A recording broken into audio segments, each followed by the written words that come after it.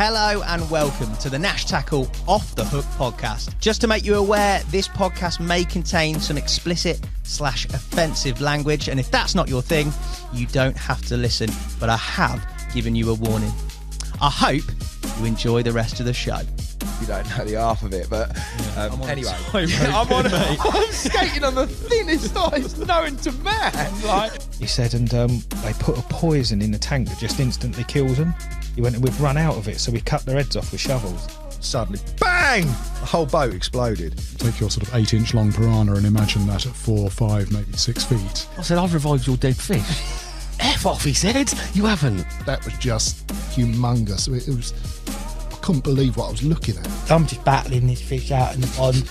I know it's a black man. I'm saying I'll never be a naughty boy again.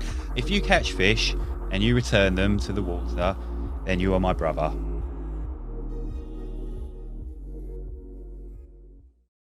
Elmo, welcome to the Nash podcast, mate. How are you? Good, mate. Thank you very much for having me. Mate, thank you for coming. You are, I'm not going to say a red, fuzzy Sesame Street character, mate, which would be quite funny to have in as opposed to actually yourself. But you are, if you know, you know, mate. You've got many friends in many high places in angling, but you're certainly somebody who doesn't like the old carp fishing limelight despite being a Terminator, are you, mate?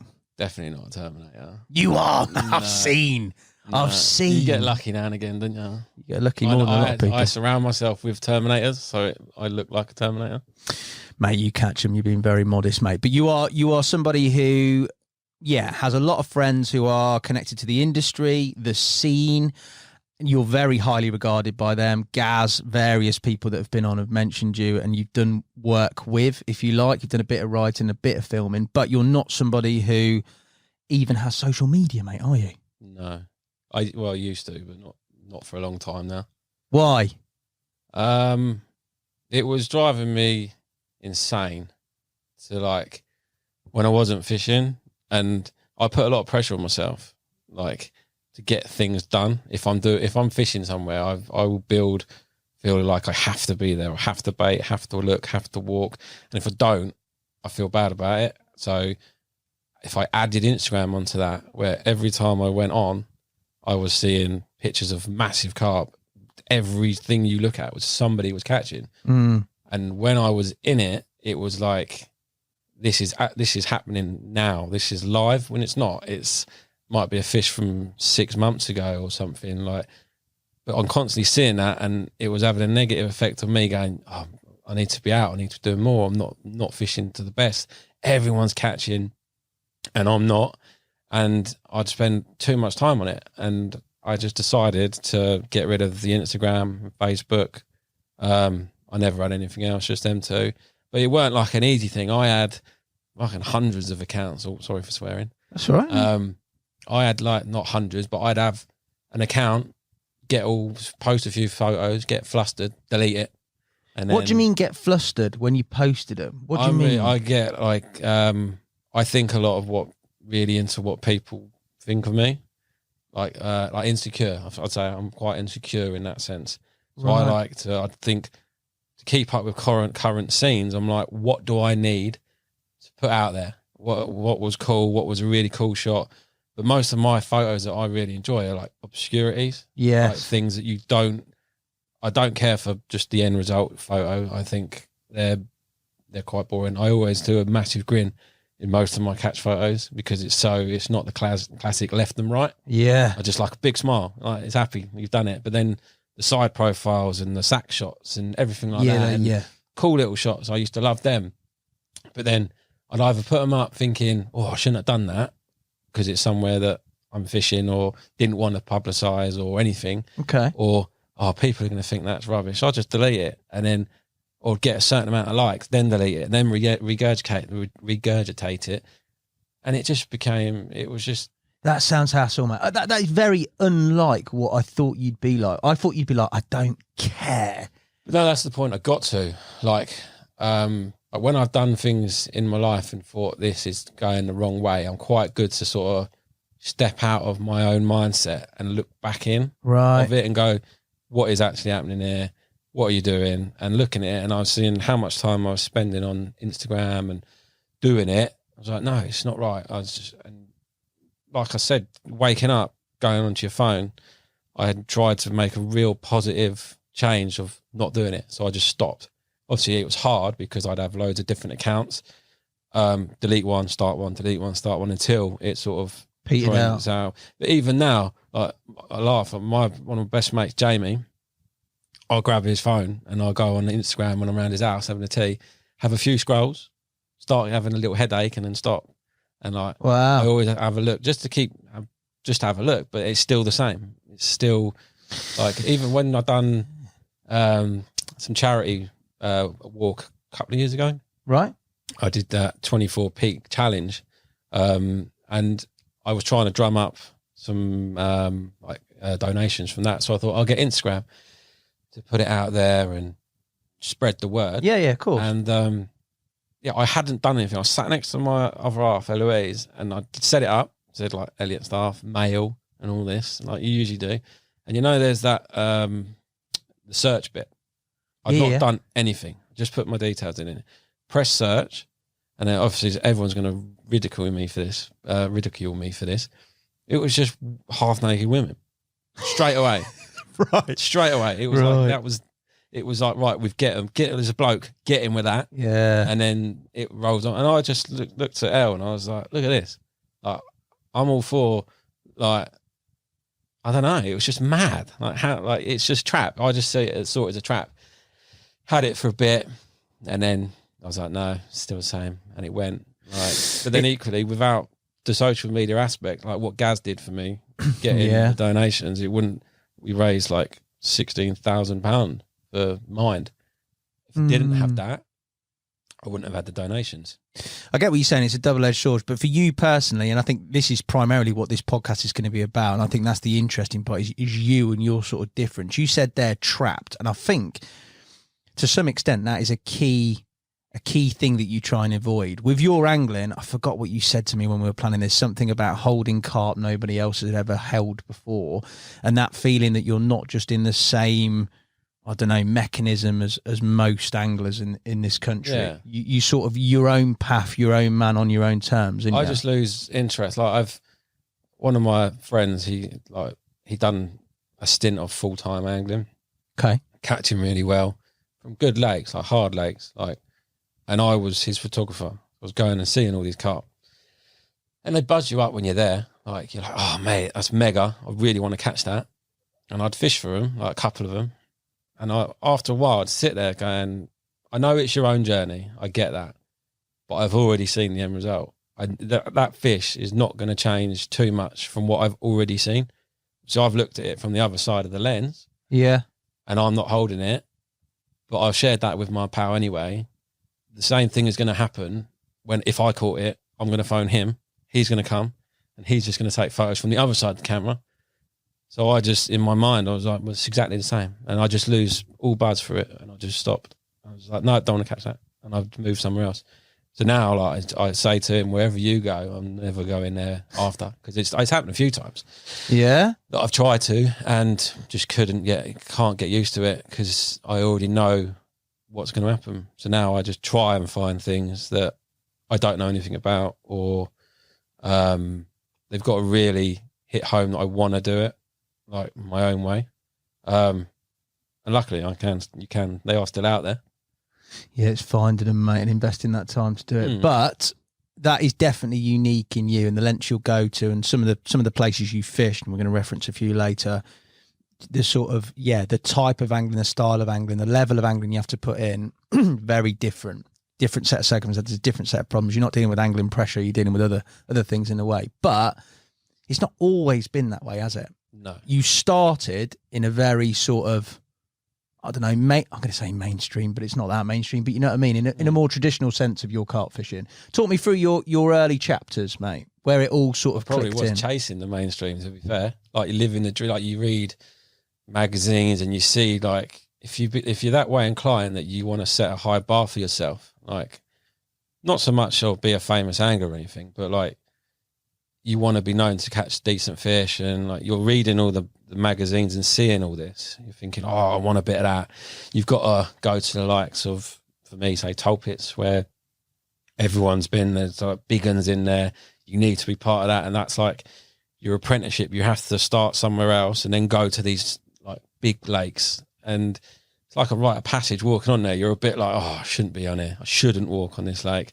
You're going to get ridiculed. You're going to get abuse. It's never like that. No. It's obviously the persona people build up to keep other people away.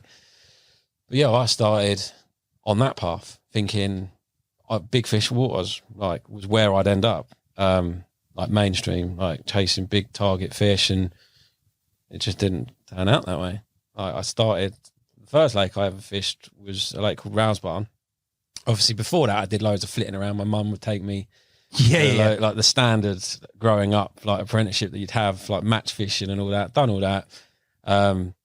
Like the first time I ever went carp fishing, I was some people might still say I am shit, but I was shit. Like, yeah. Mate, I was recasting every 2 minutes. Like, just, I didn't know what I was doing. I was match fishing, but carp fishing, it's the first time I've ever been. So I'm thinking, oh yeah, I've put it under that tree for 2 minutes. It didn't catch anything. I need to move it. And the geezer I was fishing with, Darren, I lost contact with them, like, but they were really good anglers. Like, Right. like the sort of blokes that they just naturally get it. Like they haven't got to work at it. Obviously they do, but they did, from what you're looking at, they don't have to. They just get it. At your age or a bit older? Darren was a bit older than me. His brother, I think his name was Lee. I might be wrong now. I can't remember his name, but he was his older brother. That's why we could go. We were fishing Kings Langley, right? Angling Society, which had like a match lake, and then there's the big lake. And like now, it's probably only like 28. Back then, I'm like, this is the inland sea. Yeah. So there's mysteries in here, but realistically, it wasn't. We could only fish it because he was there. Right. And yeah, I was just so thinking about myself now and thinking about that. You're thinking, what were you doing? But you have to, don't you? You got to learn by mistake. I think everyone has it, don't they? You got to. Like, the only way you learn is by fucking up. Simple as that. Like the amount of stuff I've done and gone, that's shit, that's bad, oh dear. But then you don't do it again. Even like, I don't know. It's just trial by fire, innit? Yeah. But yeah, so I started fishing there. Then obviously Rousebarn came. Talk to me about Rousebarn. I don't know it. Magical place, absolutely magic. It was so good there. I'd only fish like the weekends. I started doing overnighters. I'm really bad with ages in that. This is where I wish I had like Turner. Turner is the man. Yeah, he is the man at the date. Bible. He knows more about my captures than I do. Dates and times and whatever. Probably knows what wind it's on. But never annoy James Turner because he's probably got a photo of you that will destroy your soul. He's lovely, JT, mate. Everyone what a says boy. that, but he's got a side, mate. I think Puke said it. It's the ginger in him, mate. That's what Puke said on his podcast. He's got gingers have no soul. No, He definitely also has a soul. The last time I saw JT, he did bring some lovely venison burgers to me at Oh, Bolton. he's a stone cold killer. But his dog also absolutely laid what can only be described as the biggest ever turd right near my rods. Son, isn't it? Incredible. His other dog's the best dog though, Dottie. No, Dottie weren't there. Dottie's my dog. My mum actually named that dog. No way. Yeah, but they just pay for everything for Dottie, but she's mine. But, where was I going? What was I saying? Rousebarn, you were on. Sorry, mate, we got sidetracked with JT.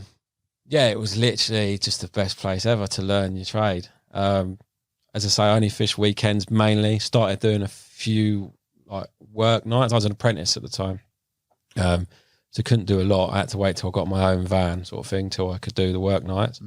But yeah, it was a small intimate pit, like 5-6 acres, tree lined one side. It was surrounded by a park, so it was just condensed in trees. There was an old World War II bunker at one end that we all joked that was haunted. The lake was actually haunted. Haunted? Yeah. Come on, mate. Yeah, it was a shake up some nights. One night I was there What are on you my own. saying? Really? Yeah, but I'm sure it's like, I'm quite, I don't know, I believe in certain things, like Maiden of the Lake and that we joked about there was a Maiden of the Lake, right? What do you mean? A woman? Yeah, the ghost was a woman, I'm sure of it. There's a couple of instances where I fished the top of the lake, which sort of had it was right in the corner, and had a little jetty going out, and it was fished along this reed line. And if you fish that swim, and I fished this spot at 3 o'clock in the morning, every time I would get a bite without fail. It was just bang on for it. But you know, when you've just been asleep and you feel like you've been asleep for a minute, but it's quite a lot longer. I've woken up and I have literally seen a figure. There's no one on the lake, it's just me. And I'm only 17, 18, maybe 19. Just woken up and I've just seen this figure leaning in. Obviously, I'm looking at the lake. Shut you can up. see the silhouettes of the trees. It's like, Yeah. and there was a person. No. In. I jumped back out of my skin, and I remember looking at on my watch. It was like 2 o'clock, and then 3 o'clock caught a fish. But I didn't go back to sleep. I was shook. I was well shook. What up. happened when you jumped back? Just disappeared. Oh, I can even picture it now. It just went. Whatever it was, just went. But then after that, I caught really well out of the lake, and I always thought it was like something to do with it. I can't explain it. It's just weird. There's a couple of, like another time, me and Ian, this geezer called Ian Maple, Right. really good angler, really nice bloke. Well, he's a really nice bloke, but he's a really angry bloke and all. Like if you pissed him off, it just don't piss him off basically. But he fished down there a lot, and we were stood. So where the swims were, there was a little alley behind the lake, behind the swims. Well, like a public, where the public. No, it was a closed lake, but Okay. it was just a small wooded path behind the swims. And you'd used to sit out there, have your barbecues and just have the social out there. We were sat there one night and it was just me and him. It was around bonfire night. So there was fireworks going off, and all of a sudden we smelled this smell, like a perfume smell. And I've looked at him, he's looked at me, and I was like, that's a weird smell, isn't it? Like, what is that? And we're thinking, right, is it a fire? Is it wood burning, like, I don't know, cherry wood or something burning? And we're like, no, it's not that. It's not this. It can't be that. And then we both felt cold and got the old hairs on the back of your neck stand up. We're like, I said, I think it's a fucking ghost, mate. Jokingly, I said, it's made in the lake. And Ian shook. He was like, oh, no, fuck off. It's not that. Walked into the swim, out the way. And, like, it wasn't there. It was gone. And then 2 minutes later, we heard the bush behind, like where you walk in the entrance, like sort of made a noise, and then we smelt it again. Ooh. We were like, right, time for bed. Zip your door up, and that. You'd have bite alarms would go off down there on their own, like just like you'd have a peeler. I don't like that, mate. Yeah, but I loved it. It was amazing. But the fishing, it was I hardly ever fished in a day as well, so it would be rare to get day bites out of there. Okay. So I used to pop a float up. I'd find my spot. What sort of spots were you finding? Carder areas? Everyone used to fish on the gravel. Yeah. And there used to be like 5 poles. I think it's 5 or 6 poles all the way down the middle of the lake, which was your boundary for either side. Okay. And they're on all on bars, and there would be closer bars in as well. I never fished them. I've always been a silt angler. I've never liked gravel. Don't know why. Why is that? Yeah. Because you think where you think you'd be drawn to those clear areas because majority of it's all grab. Yeah, but in my head, there's just no food there, is there? What it's like, you go to when you're at home, you go to your fridge to get food, don't you? You don't go to the dishwasher. Like, you know where there's food. I mean, I just feel that gravel's gravel, but silt, there'll be loads of natural goodness for them in there. Not back then. That's what I think now. But back then, I don't know why I did it. I just did. I used to find the back of the bar, pop my float up, and just bait it all day. I just catapult boilies. I'd walk around, go sit with people. Wasted so much time. But then at just on dark, I'd plot my 2 rods out. Little, what was I using back then? Supernova, knotless rigs. I remember them on Kershanks, and just a little bag, flicking them out. And that would all I do all day long is just not fish and just have this float popped up, bait it. Because I used to watch the carp in, like, especially in the summer, they'd be swimming on a certain paths, and I'd watch them paths. Like, I didn't know I was doing it back then, but I was looking. It set me good stall for when I'm older. Yeah, like, they're obviously routes that they're taking. So I thought to myself, if they're doing that now, I bet you any money they do that at night. So that float would always be where fish would swim past, and I'd watch them swim past the float. And I just sort of tried it one day, and it started working. So I always fished where the fish were swimming on the top, and just bait it all day long. And then my first 30 came from that lake, a fish called split tail. That I always have a joke. Like, one of my best mates, Jamie, I've spoken to you about before. He fished there with me, and he'd caught this fish like, I think it's 12 or 13 times. like 25 to 29, 29, 15. Never over that magic number, but he's definitely the one that caught it the most out of that lake. Like, that's a lot, mate. And I'd caught it twice. Once with him, we had the whole lake to ourselves because there used to be a crazy South African that ran the lake.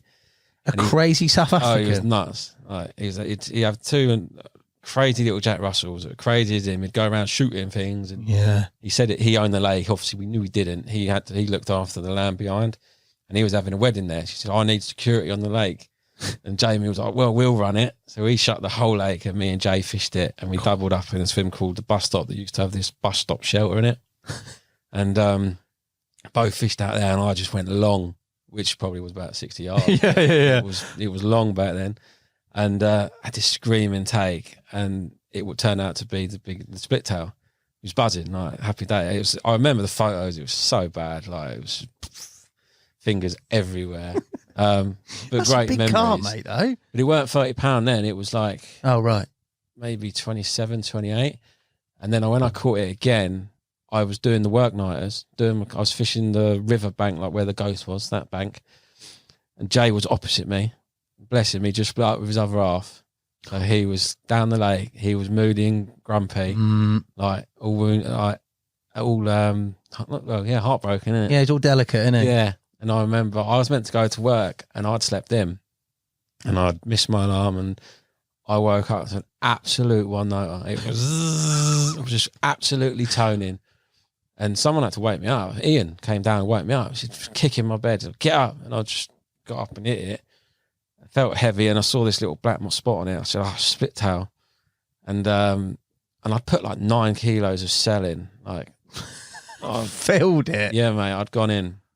And I'd landed this fish. I'd seen Jamie's cover lift up from opposite, and I was just shouted over a split tail, and then weighed it. And it's like, 31.5 buzzing. I don't know for sure, but it might have been the first time it'd been 30.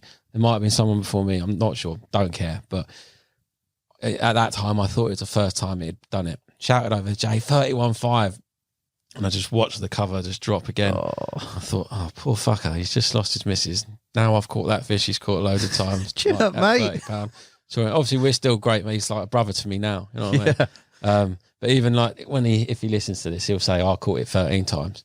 Like, yeah, but I caught it bigger. You know what I mean? Bigger or more, mate? Yeah. What'd you take? But it was just a great place to learn everything. Like, set us a good starting point, like to learn to fish off the silt. At the edges, the crayfish were in there as well, so you had that to deal with. Really? Yeah, like they weren't bad, but like if you fished the bars, that's probably another reason they weren't on the bars. You'd get crayed. Yeah. I was just like, well, don't fish the bars and you won't get crayed. You try anything if you did fish off the bars to try and prevent them? You just didn't. I just didn't. I always just fished the silt. I wouldn't be so much be finding hard spots because I weren't that way inclined back then. I was just getting clean pulls on a marker rod and be like, sweet, that'll do. Yeah. In certain areas or looking areas, and even to the thought of showing carp, I wouldn't be sitting there. I was too young. Yeah. I was just enjoying it. And once I'd caught, there was a couple I didn't catch, but I had good numbers of fish out of there. Sort of my time was coming to an end there. Yeah. There was a great group of lads down there as well, even friends to now, this day now. But enough was enough, and I thought, right, where do I go now? And it was the same complex that the people that ran that ticket was Topit. So Watford Piscators. Yeah. And it was like, right, there was something inside of me. It was like, right, step it up now. Go and try and have a go at that. If it's shit or bust, if it doesn't work, you've given it a go, sort of thing.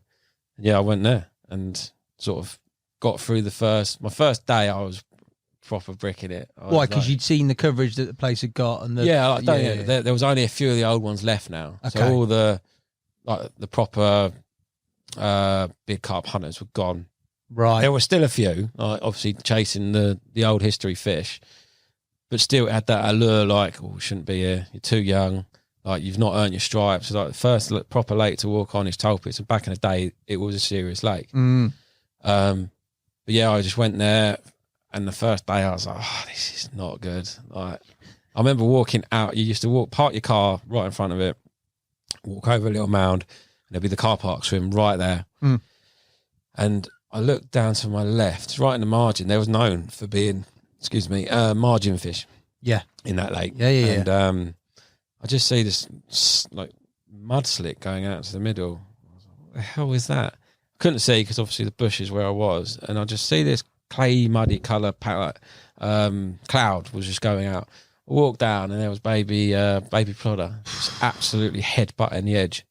I was watching it, and I was thinking, I could try and catch that. Yeah. Didn't know how I was going to try and catch it, but I thought I'll have a go. And then someone turned up behind me. I shut another bit I forgot to say. When I got out of my car, I've never shut it so quietly in my life, because there used to be like, don't slam your doors.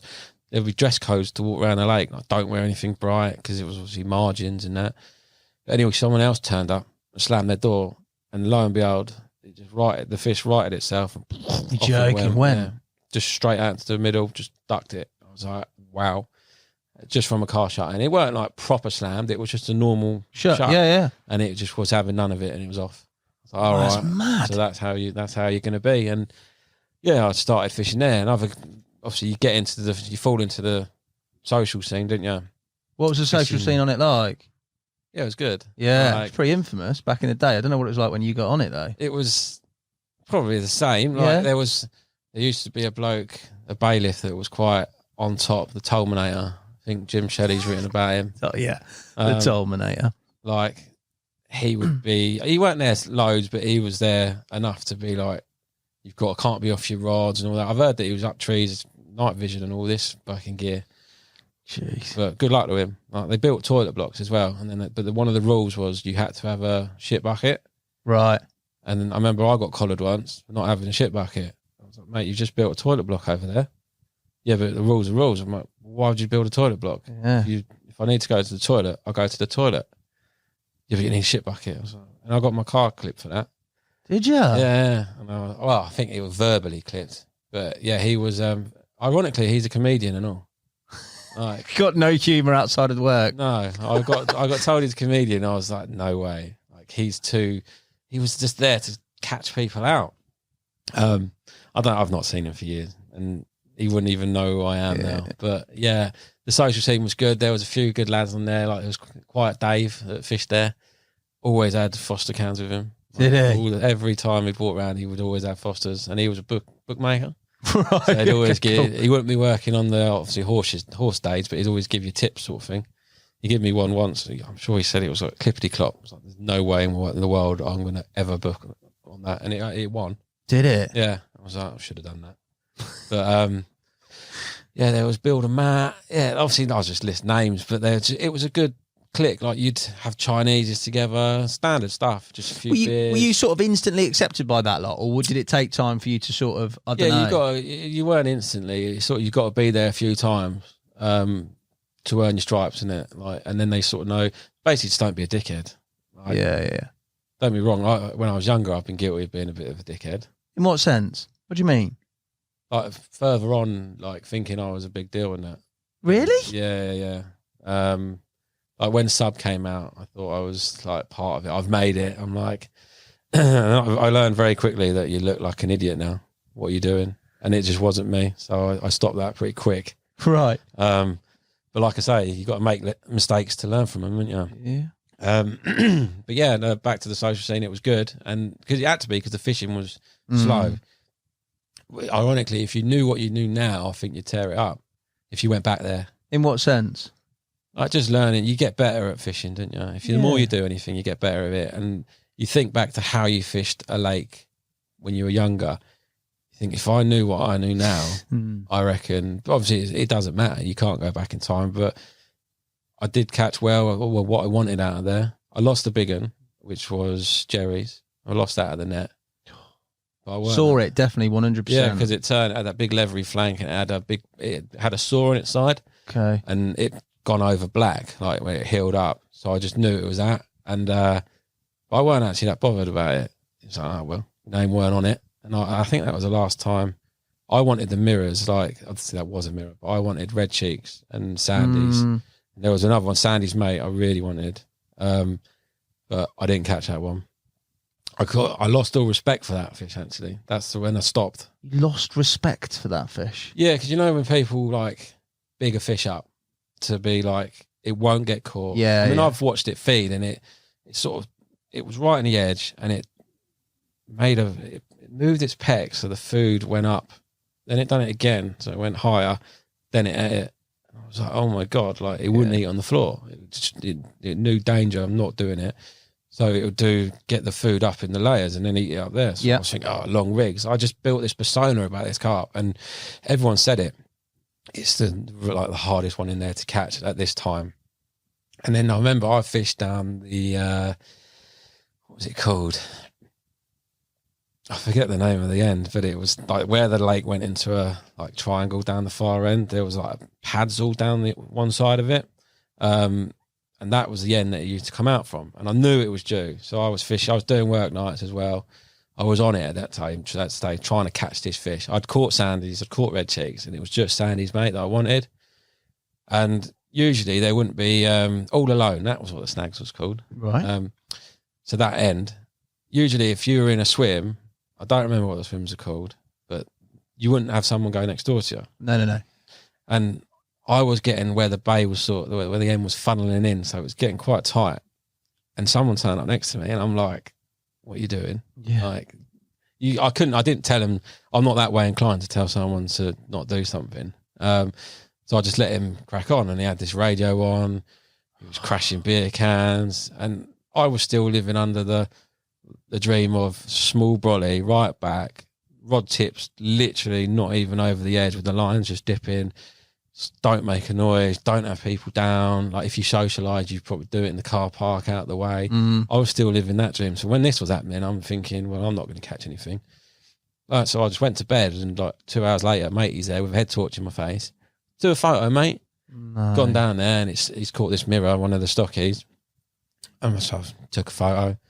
Beer cans everywhere. He's like, I'm going to carry on partying now. I was like, fair enough. I'm going back to bed. What, on his own? Yeah, he's just on his own. He's reckless, this guy, Classic isn't he? Watford, isn't it? Then like, a couple of hours later, back again. I've got another one, mate. It looks decent. I was just, and what got me was when I got to the swim to take the photo, I should have just said, no, piss off, but it's just rude, isn't it? Yeah. Got there, walked in, and he's like, mate, you know what? I just couldn't be bothered to like tie a rig up, so I just popped the same one out that I caught that last fish on, cast it out, and I've caught again. I've looked in the net. You know where this is going. It's Sandy's mate. And I'm like, you're kidding me. So like, obviously it was on its way down, or it was on its way out. I don't know, but mate, he caught it. And at that point, again, the same story as not having the buzz to go for ones I've seen. I'm like, no, lost the respect for it. Not respect's the wrong word, but I built up such a... Yeah, you'd put it on a bit of a pedestal, didn't you? Yeah, and then it got caught that way. I'm like, sort of dream breaker, time to go sort of thing. Classic carp fishing dream shattered. Yeah. The two fish you named before, red cheeks and sandy, those captures, talk to me about those, because they're clearly significant. You wanted to catch them. You said that before. Yeah, so I really wish I'd know the names of these swims. This will be a common theme. That's why I fish lakes that I can make the swims, because I can name them so I don't forget. But I was fishing on the car park side for red cheeks. I was fishing with a really good mate of mine, Tony. He used to work in airfield tackle. Okay. So like Angry Tony is what I call him. He's an angry man, he is. A lot of angry blokes, you know, mate. Yeah. I don't know why, yeah. Well, people say I'm angry as well. You ain't been angry this far. Not yet. Give it a few hours. Yeah, I was fishing next to him, and I was stood behind his swim, and I'd done, I think, one night fishing down to, there was a tree that went round over to the right of the swim, and you couldn't fish past that because you couldn't get a rig there. Right. So I tried to think, how can I get a rig there? Because I'd watch the fish. It was the entrance to the lily pad bay, like, well, not bay, the margin which was lined with lilies. They loved it in there. How can I get a rig there? So I went in with my marker rod and I flicked it under the tree from the other side, went and hooked it with my net, and then reeled my lead back in, and I'd hand lowered this rig. Had you seen that anywhere? Is that just your thought? No, I just came. Yeah. I might have seen it. I don't know, but I just thought, well, that's the way to get it there. Obviously, my work as well, like engineering, electrical, like come up with stuff, Problem solve. Yeah. You know what I mean? Yeah. So I done that, got the rig in, and I'd seen fish up and down that margin. So everything was set. I had that one rod up to the right under the tree, and I had one to the left on the entrance to the lilies. And I went and stood with Tony, obviously had the Nevilles as well, high pitched Nevs. I'm chatting away with Tony. I think we was having a beer, and I just hear this Neville. I just hear a bite alarm going. Wee! I'm looking at Tony. I was like, "Fucking hell, is he going to hit that?" Like, we're just laughing and joking. It's just carrying on, and then Tony's going, "And that you're Neville?" And I don't know why I forgot I had Neville's. I don't know what I did. I went back there and the fucking rod's buckled. What feels like 2 hours was probably like a few seconds of that going off. Yeah, but gone out, hit it, and I've just seen this big mirror going up and down the margins, and it's come up and rolled, and I've seen the red cheek, and it had like dots down its gill plate. Right. You could see it. You knew it was that fish. And it went in the net, I think 32 or 33 pound or something like that. Was that your PB? Yeah. Yeah. I think so. Yeah. Yeah, it would have been. Yeah. And just because I caught it by design like that, and you'll see there's a common theme. I just like that made me laugh that I didn't know it was my rod going off. There'll be stories like that. I do that a few times in this podcast that stuff happens. Like, from what I know of Topits as well, it ain't exactly like the most forgiving place to let a fish run around, mate. There's a lot of snags about in there, and not that end. There's like big sunken island down the one end, and then there used to be a lot more snags. Like, right, the club got trigger happy down there. Okay. They didn't like the carp anglers, so they were trying to rip everything out. I think my reference point is probably Shelley's days, Plodder, and all that's savage, wasn't it? Yeah, that was not. It weren't like that. When bit more. the boys were there. Okay. I was like the B team going in. Doing it then. We're still there though, mate. It's still that counts. And then Sandy's I caught from the other end of the lake, where I'd managed to find a little bloodworm bed just by luck on the hook, and I kept fishing it, and I was using Nash bait, and it's not even a plug. Here we go. What were you on? I was using that white one. The old amber attract. Nah, the other one, white chocolate. Well, the old. Wow. But I used to buy an amber attract bag to leave at the front of my on the side of my bed. Because when I was catching down there, people would copy that. Right. It was like one of the things. There was a geezer called BT Darren who used to do that. He was a proper ball player. He'd tell you things. He's like, yeah, if you hear them jumping in the middle, they're feeding in the edge, and if they jump in the edge, they feed in the middle. What? And people bought that? I bought it. I was so young. I was like, fucking. The first time, I was like, yeah. Cheers for the info. And he'd always have a tub of pop-ups there. There's no fucking way that was what he was using. What a lad! But I'd fallen for it, and then I just started doing it. I was like, that's a good idea. I'm going to do that. And lo and behold, I started seeing people with amber attract. Didn't catch nothing, but it was the white chocolate I was using, just on a spread with I don't remember. I think it was a pop-up, like just on the deck, and I caught it twice. Funny enough. How big was Sandy? 32 on top of my head, I think. 31, 32. Lovely long, like, cool mirror, like different colours, nice big scales on its side. Loved the ruck and all. It was a good fight at that. I remember the night I had that, it's the first time I drank wine as well. I drank a bit of red wine. Toasted it was. Well, yeah. Yeah. Absolutely. Savage headache. I've never done it. I've actually done it one time after that with Eloise, and that was it. I won't ever do it again. You're not a wine fan? No, it's a mugs game, that. I'm not a big drinker, mate, but when I do it, it hits me hard. That's why I don't do it. And definitely not wine, because I was drinking the wine like a beer. Yeah. So I run out of beer. Do you want a wine? So I'm just like doing that. I was absolutely blotted. And she's looking at me. I'm going to bed. I'm actually I gotta go. Yeah. Call me a taxi, mate. It's all over. Yeah. But then so yeah, back to Toll. That was, and I caught other ones in between. Like there was a ghosty in there. I'm good at catching them ones. You like a ghost, don't you? Full stop. Late with a ghosty, mate. I'll have that. Yeah, there's a couple of cool old ones that I caught out of there, mainly out the edge, and a couple out the middle. Like it weren't really done, so I just started doing it. And I had a spot in the car park bay. The first place I saw baby Plodder. Funny enough, he's one of the ones I would have liked to caught, but I just. When I lost interest with something, I just go. I can't hold interest to places. Like, I'd never be one of them guys, no offence to if that is these guys that sit on the lake till it's done. Can't do it.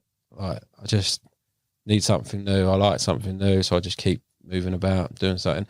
Unless I've really immersed myself in it. Like, I've set myself a goal to catch one, like the reserve sort of thing. Then you'll stay. Then I'll stay. Then it's done. But then again, I leave... We'll talk about it later, but I leave stuff there as well. It weren't all said and done on that lake either. At this point, it's quite formative. It's known territory. You said there about not Sandy, but was it Sandy's mate? The capture where you sort of lost credibility or respect for the fish. Yeah. Was that the moment on there where you thought, oh, I'm not here, I'm not into this anymore, I've had enough? Yeah, it was like time to find something new. I'd seen the same things week in, week out, same gate, same people. No offense to the people, they're lovely. Yeah. But the same fishing, the same spots, the same everything. It just become the routine. What were you driven by? Were you driven by size of carp? Was that an important factor? What you talked there about? I mean, you're lying if you say no. Yeah. At that age, yeah, I wanted to, because I just thought you have to catch these big fish to get respect. I've always driven for respect. Have you? Yeah. Because what, from others though? Not internal respect from yourself saying I can do it, but from other people saying, well, I'm definitely not from myself. I am my worst critic. I'm terrible for that. But others, yeah, I've always wanted to be. If everyone could say, like, yeah, Elmo's a good bloke, I respect him. That's all I care about. Like I've always searched for that. Then not knowing, not captures sort of thing. Not really that bothered. Like there'll be people that know I'm doing this podcast that have caught so much more than me. Like proper anglers and all. Like I've caught, say, a tenth of what they've caught, but then I'm not as driven as them. They'll fish a lot more. I'm not saying that I'd go toe to toe with them. Like the likes, as they say, like Bennett, you must have known Bennett. You must have heard it's like there's no man in the world that go toe to toe with him. It's them Crawley lads, mate. Yeah, there's a lot of lads that you don't know about or hear about that are the real sort of, I don't know, how they're can the you real say, deal. superstars. Yeah, and they've got they're just doing it because it drives their passion. Like, yeah.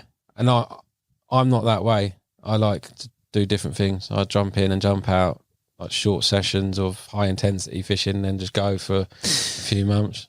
But I think for what you've done and the type of fishing you've done, especially post this chapter, and we're going to talk about sort of a key turning point, but what you've done post that, what you've caught and how you go about it, yeah, that's why you've got that respect from the likes of the people that we talked about before, Gaz, various other people, Turner, the likes of, they all respect and your angling ability, but you as a bloke, because you do it your own way, mate. Do you know what I mean? I think there's a lot to be said for that. It's not all about what you've got in your photo album when you're fishing in the manner that you're doing. Do you know what I mean? Yeah. You can go on the circuit and you could have a load more 40s and 50s, even 60s now, but what you're doing is something completely different, if you like, to that. This moment where you switch, you talked there about, you were quite honest about chasing bigger fish. Where did that lead you to? Where'd you go? After there, I started going over to like Thorny Weir and Mets, but not the day ticket. I think I did one night on the day ticket with someone I used to work with. I did 2 nights, caught a common, another 30-pounder. And I was like, fucking hell, I've run of 30s here. I'm absolutely killing it. Yeah. Then I started fishing the Mets Lake with Quiet Dave from Topit had gone there, and another really good friend of mine. At that time, we were mates, but like now it just bonded us. Like we were really close mates. My mate Scotty, right? He started fishing it as well, and he's like the best way to describe him. He's like a heron when he's fishing.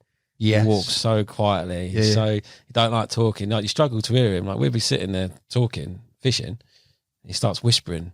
And I'm like, what did you say? I'd shout at him. And his plan's ruined because I'm just like, I can't hear what you're saying, bruv. I went over to the Mets. And even that, I felt well out of my depth. Like, it was big walks, like big pit, like so broken up, weedy. There was myths in there that apparently everyone had seen them. And I'm thinking, oh, this is a bit of me. But again, I'm just following the other lads. I didn't go out searching for that. They had told me about it and I just followed them. I thought, oh, that'd be cool. Go have a look. And again, I did a few bits on there. That's where I was fishing, where I was talking to Sean about the roach pit. So I was on there and I'd started, I'd caught a few. I was very fluky on there. I caught the like original stocks. How were you catching them? Boilie fishing again, just like before? Or do you do anything different? Around with hinges. Okay. I'd watch during the days, getting up trees and following the weed beds and just seeing what routes they took, and I'd just plop singles in front of them. The only place I did bait was, funny enough, one of the first swims that you come to. You go across, you've been to the Met. Yeah, I've been to Go across the bridge, turn right, there's lazy 1s, 2 and 3. Yeah. Lazy 2, one day I was packing up and I just see this dark mirror just slosh right out in front, 30, 40 yards out. And it was right on the edge of a weed bed. I was like, yeah, that's good to know. And I come back the following week, started leading up, and it was really clear. It was like a clean strip of silt in between this weed bed. As it fell, my line would be, envisioned in my head, the line would be falling down the back of this weed, and I'd just be fishing there bang on. Perfect. And I caught like 10 or 15 fish, like in a run of there, and I didn't go back after that. Did you not? Why? Because you'd caught them. You'd done what you needed to do. Yeah, I don't actually know. I just think so. And I think that's when the roach pit transition had happened. Like, obviously winter had come, so I stopped fishing anyway. I'd done the year out on there, say. And there was only two of us fishing it, me and a geezer called Irish Mark. And he was catching really well. I was catching really well. There was there's another bloke fishing it, Birdie. He was like towards his back end. Really good angler. Like another one that just gets it. Absolutely. Anywhere he goes, gets it. Not seen him for years since, but I've heard about him still absolutely doing it out there somewhere. But he was fishing it as well. And it was cool because it was only like sort of the three of you and bouncing around. There was a swim on there, which was a bailiff swim that you would never get in. Yeah. Which, to be fair, it was fine because I was never interested in that. Like, if it was a popular swim, didn't really do it for me because I just thought, well, they're just getting hounded in there, aren't they? So I'd always go look for somewhere else. But then equally, where the back end of the Mets is, I never went up there. You know where the sunken barge is? Never went up that end. That's a pretty infamous swim now, though, isn't it? But I got told that's where all the stocky, shall we say? Right, yeah, okay. Could use other words, so I'm not going to. That's where they lived. So that's why I'd be right there. Yeah. Can't fill your piece. Like. Each their own, you know what I mean? I just writ it off. I'm not going up there. No way. It was like as soon as you got there's a lightning tree swim, isn't there? Yeah. As soon as you cross that to the island swim and the other side where you go to the back bay, you draw an imaginary line. Don't go. No-go zone. Yeah. No-go zone. And so I just fished on this side. And yeah, really cool. Like, I was catching them. It was really weedy. And it was like starting seeing things fall into place. Like, not that I never pat myself on the back, but I'm like, well, this is working, whatever I'm doing. I feel like my luck's going to run out. Do you know what I mean? Right. It's never, oh, you're good. Like, it's lucky. It's luck. It's just luck. But I like thinking like that. I don't want to be, I'm really good. Not that anyone, I don't know. You know what I mean? Do you not think I've understood what I need to do to catch, and it's a case of just repeating that, and I'll keep catching. No, it's nothing to do with you being. No, because I just feel like it's a ticking time bomb. Every time something works, I think this is going to blow. Do you? Yeah, every time. Have you ever had that? Yeah, when you get to reserve, mate. Every time you'd catch a fish or you'd lose, anything would happen on the reserve. That's it. Have you ever had that on a venue? I mean, this is a very different type of angling on that reserve. No, but I'm talking about waters they'd get wise to it. The bites out of lazy too would slow up. Right. Once they realised they were getting that, they're just diverting around it. Like, danger to not doing it. But the year I saw the year out, I'd caught quite a few. I was happy, and then I stopped fishing, and that's when she went up to the roach pit to help out up there, and then got offered a ticket. And at that point, I remember speaking to like to Turner and my circle back then. Obviously, I did flit about because I had my circle of friends back then. They're the ones that I surround myself with, like, incredible anglers back then. Like, even now to this day. And I thought, well, whatever they do, some of it must rub off onto me. If I hang around with them long enough, I'll learn some shit. You know what I mean? That's my mentality. But like, we'd all go out for curries, we'd all fish together, all bat ideas, and they're like amazing anglers. You like, sort of like, you've had him in here, Heron, Matt Townend, one that you need to get in here. Oh, I need to get the boy in. You've said him, you've sold him. Mate, he's the Clark Kent of carp fishing. I know he's caught him, but mate, when you said it, I was like, because he does so well, the old total banner just sort of hiding. Like in the shadows, doesn't he? Yeah. He's the best angler I know by far. Yeah, I need to get him on tonight. But I mean, he's a terrible friend. He's not come to see my daughter yet. I hope he listens. Has he not? No, he's bad, isn't he? Is he hard on some campaign somewhere, hiding behind Total Carp as a front, pretending he's doing some work? Got a new cat, I think. Got a new cat. He went travelling the other year, didn't he? He loves a bit of that. Yeah. So I'm off. I'm doing my work from a beach somewhere. I was Yeah, like, blinking he hell. still worked. He did still graft and all. Oh yeah. So, but yeah, he's not been to see Eden yet. So What did he talk to me?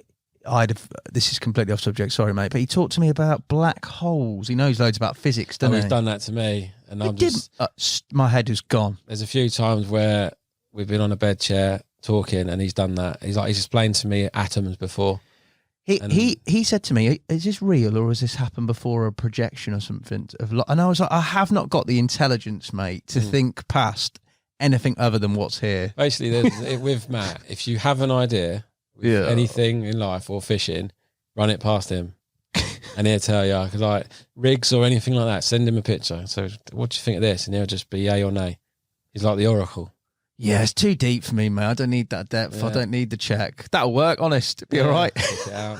Sooner or later, laws of averages. Well, your Nothing. mate with the old tinnies and the old dodgy rig that caught Sandy's mate or whatever. There you That's go. the thing. Yeah, but he's just another level. He's just another spectrum. But all of them lads that I grew up with,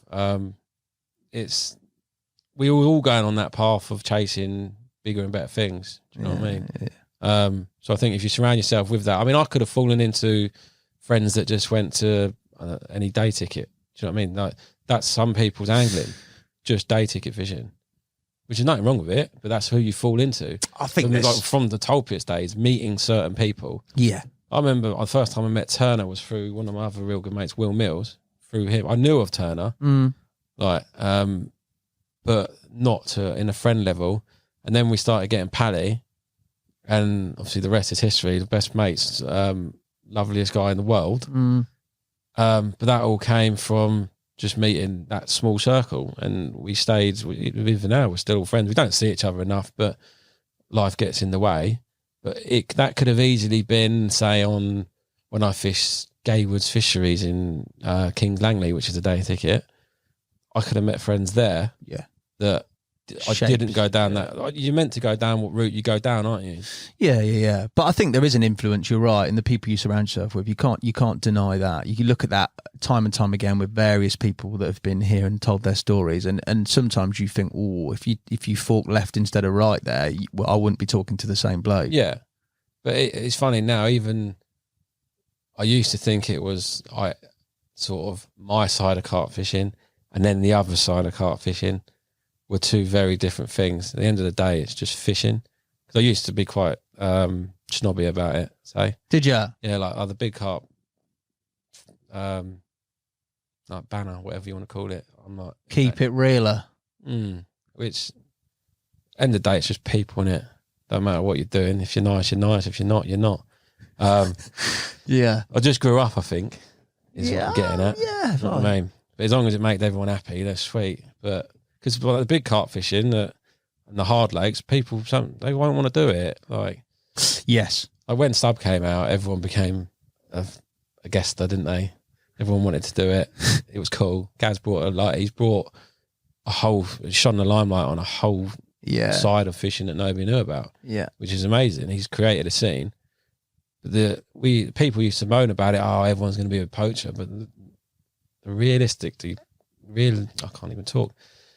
They're not going to do it because it's grim. It can be shit. It's not all the end photo where you're like, oh yeah, if you go to that lake that's got hardly any fish in and then no one fishes, you're going to catch a 50-pounder. Like you might catch a big one, but you've got to go through a lot of crap to get that.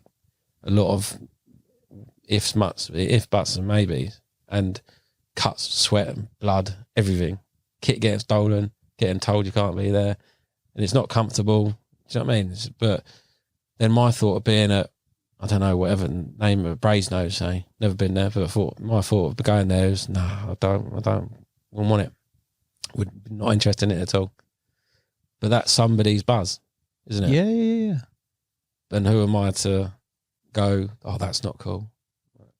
I think from when I've talked to you, you see it very much on your own terms. It's not for you, but at the same time, you're not discouraging of anybody else who wants to do whatever they want to do, which is the way to look at it. Fishing's different for everyone, like you said before. But for you, that I can see how that maybe at one point, and you said there you were a bit snobby about it. I don't even know if it's just a time thing.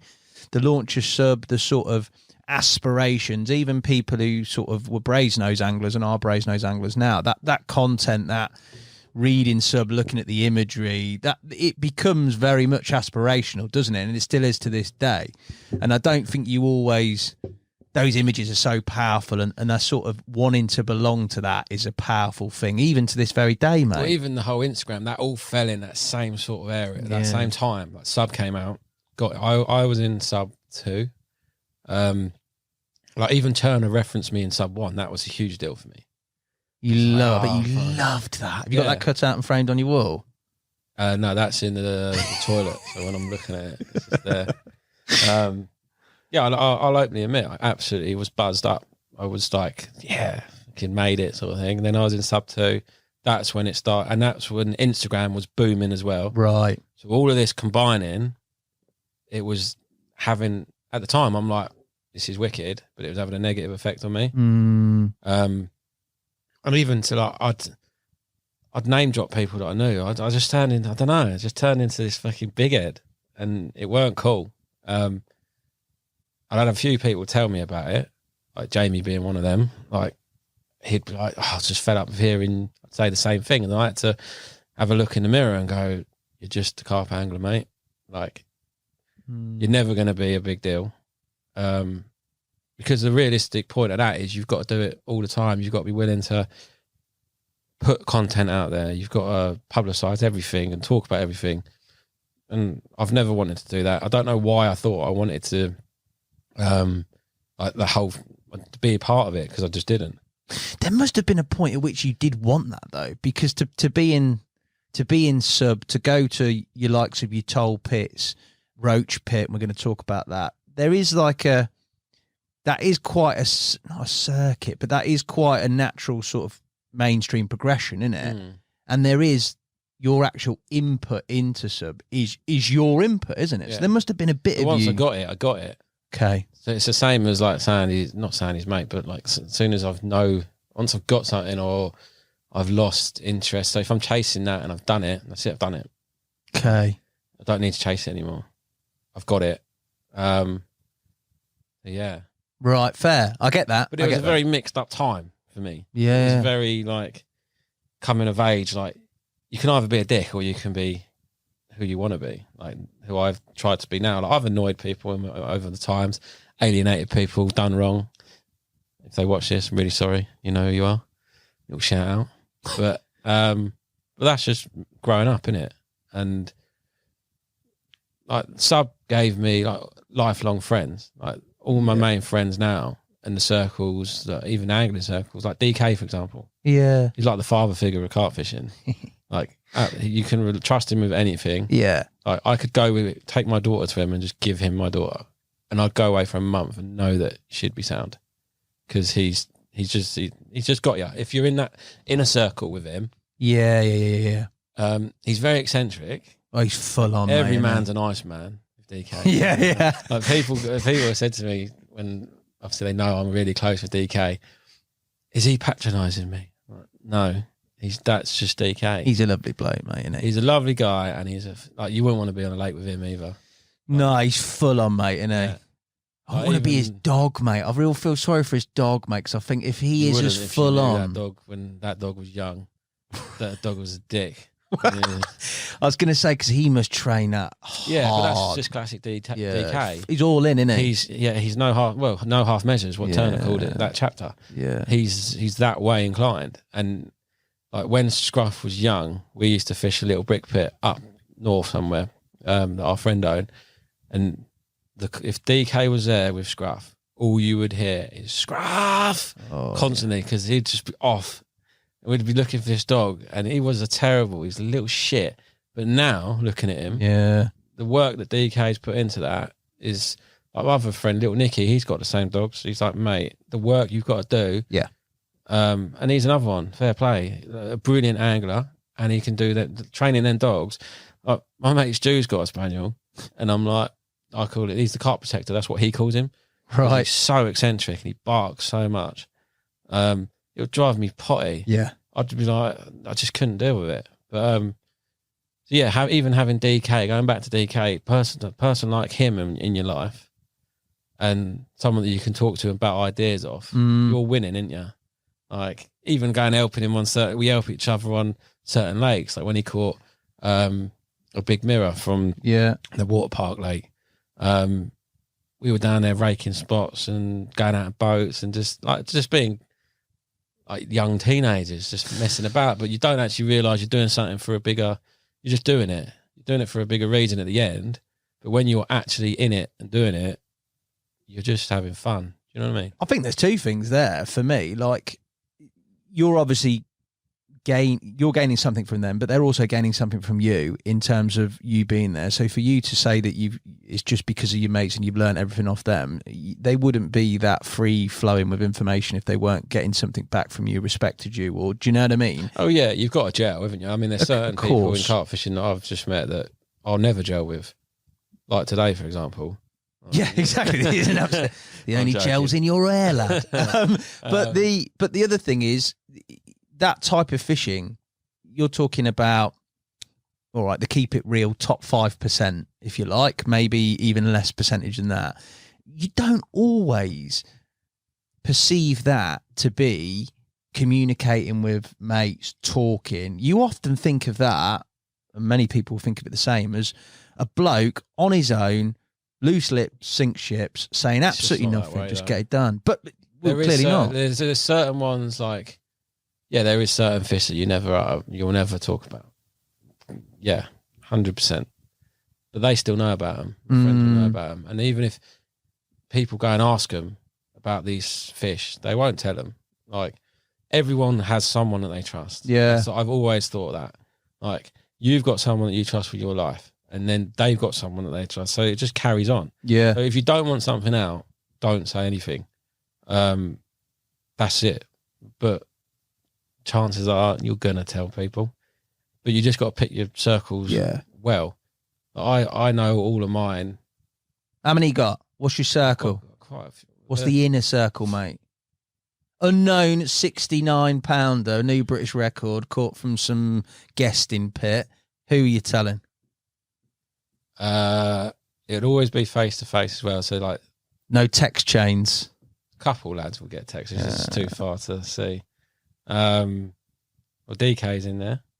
You don't have to name them because it's going to alienate some of your mates. Who's in that circle? How many? Give me an idea of numbers. It'd be like 10, 11 Oh, yeah, it's folks. quite big then. Yeah, but they're all singularly. They're not like interconnected. A couple of them will talk. Yeah. But they wouldn't talk about it. Yeah. To each other, just out of respect. Like, you just wouldn't say don't say anything. Like I've been caught out a couple of times where someone has told people that I've caught something, and I've not told them because I haven't seen them. I wanted to tell them when I see them. I've not caught a lot to talk about anyway. Shut up, mate. You're only talking about a selection of them, so don't you give it the big in here. I'll blow the lot. I just like that though. That there's some romance still out there. That there's fish that you can catch them, and you can leave them. You haven't got to publicise them. No. You haven't got to not get your ego stroked. That's the wrong word. But I think a lot of people do it for the wrong reasons nowadays. And that's not a dig at anyone. I just think that's the way. Like, say Instagram is sort of. I don't want to be like one of them people that's protesting Instagram. But if you love fishing and you want to go and catch these fish, and it's for you to like, I'd buzz off my mates seeing them and be like, "Wow, like fucking hell, Elmo, like what have you done?" Yeah, like there's a few like DK have said to me, like, you will not realise what you've done until you're older, like on certain lakes. And he'll know what I'm talking about when I reference that. Like, and even when I catch fish, I just think, right, next one. I don't like to sit there and go. A couple of times I've been guilty of going, fucking hell, I can't believe I've caught that from certain lakes. But I don't like to dwell on it too long. Why don't you like that? Because no one likes to show off today. You're not showing off. You're not. Yeah, but like I said, I'm very self-critical. I think I am. Oh, man. Even when I leave lakes, I feel like people will be saying, "Oh, he ain't mad. He couldn't deal with it." It's deep, isn't it? Yeah, I mess my own head up.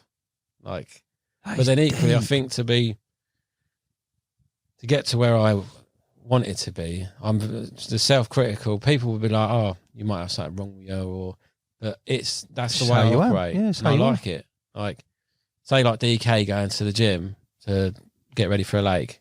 There is not a fucking money in this world that will make me look at me. I ain't going to no gym to work. I'll get a boat out. Know what I mean? Sail up it. Don't walk around it. Sail up it. Job done.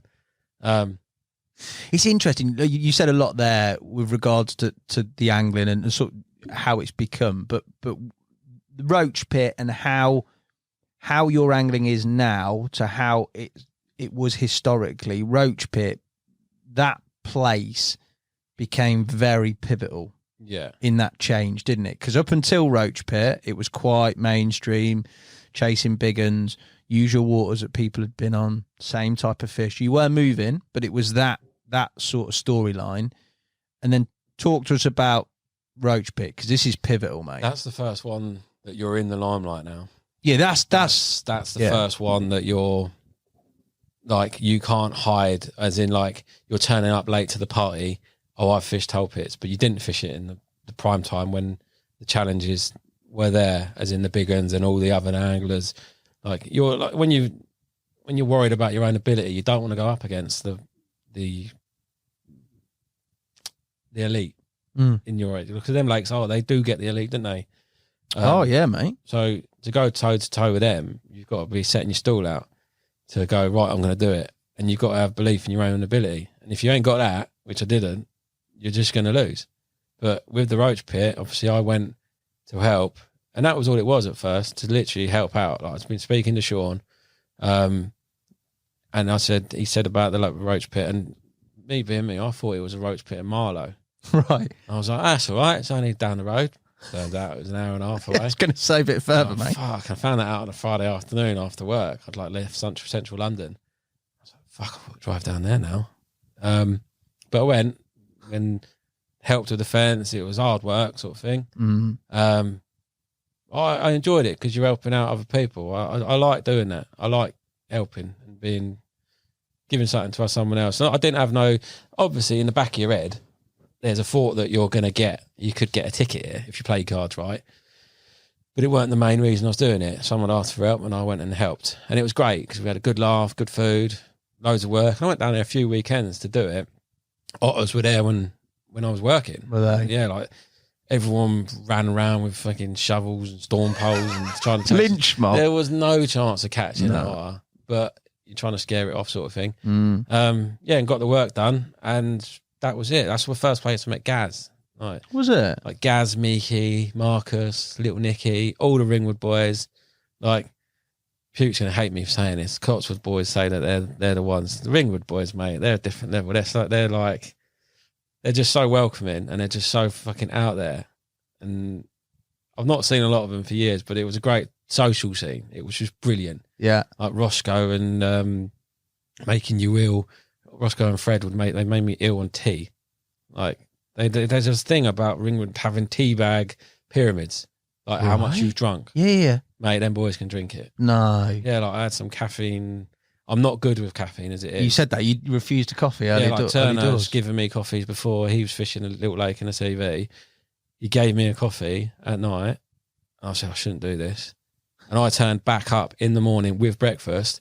He was like, "Bloody hell, you're keen!" Just before like sunrise. I was like, I've not been asleep, mate. Jeez. You give me a coffee at night, and I'll be up. That's what I do if I'm fishing. I'll have a coffee. So I'll stay up all night. Will ya? Yeah, I'm terrible for it, but I do that when I'm fishing anyway. I think now. I like being awake. And then that's why Eloise hates it, because Sunday I get home battered. Everyone would you all say, I'll get home and do a bit Sunday. Bollocks. You are written off. Mm-hmm. Like, especially if you're thinking as well. Like when you're fishing, your mind, it's a lot of mind work, isn't it? Yeah, definitely. If you're that way inclined. If you're just turning up and going fishing, which I'm kind of jealous of them people that can do that. Because even at certain lakes, I just still think there's a trick here somewhere. Yeah. But yeah, anyway, Roach Pit, done all that work. Wicked socials, met all the boys, made great friends. And then Alan Cooper offered me a ticket. And I was a bit like, right, this is it. This is big boy stage. I'd said to a few lads, I'm like, this is it. I'm in the big leagues now. I'm with my first 40 is going to be a Roach Pit one, a 50. I'm going to be doing it. And I just lived in this illusion that I was going to, this was the start for me. Right. And ironically it was. But it was the start of the end, and then the actual start came later.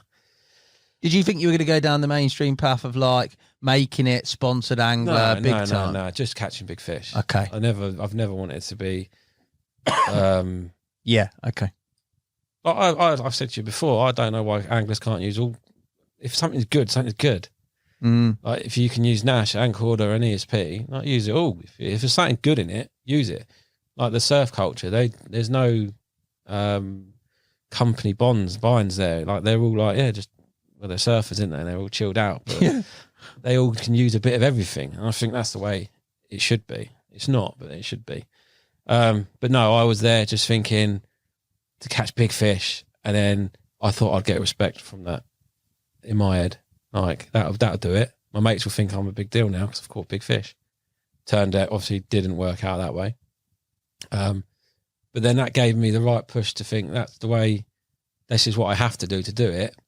But it's funny how life sends you off a different path from knowing to try that and go, no, I didn't like that.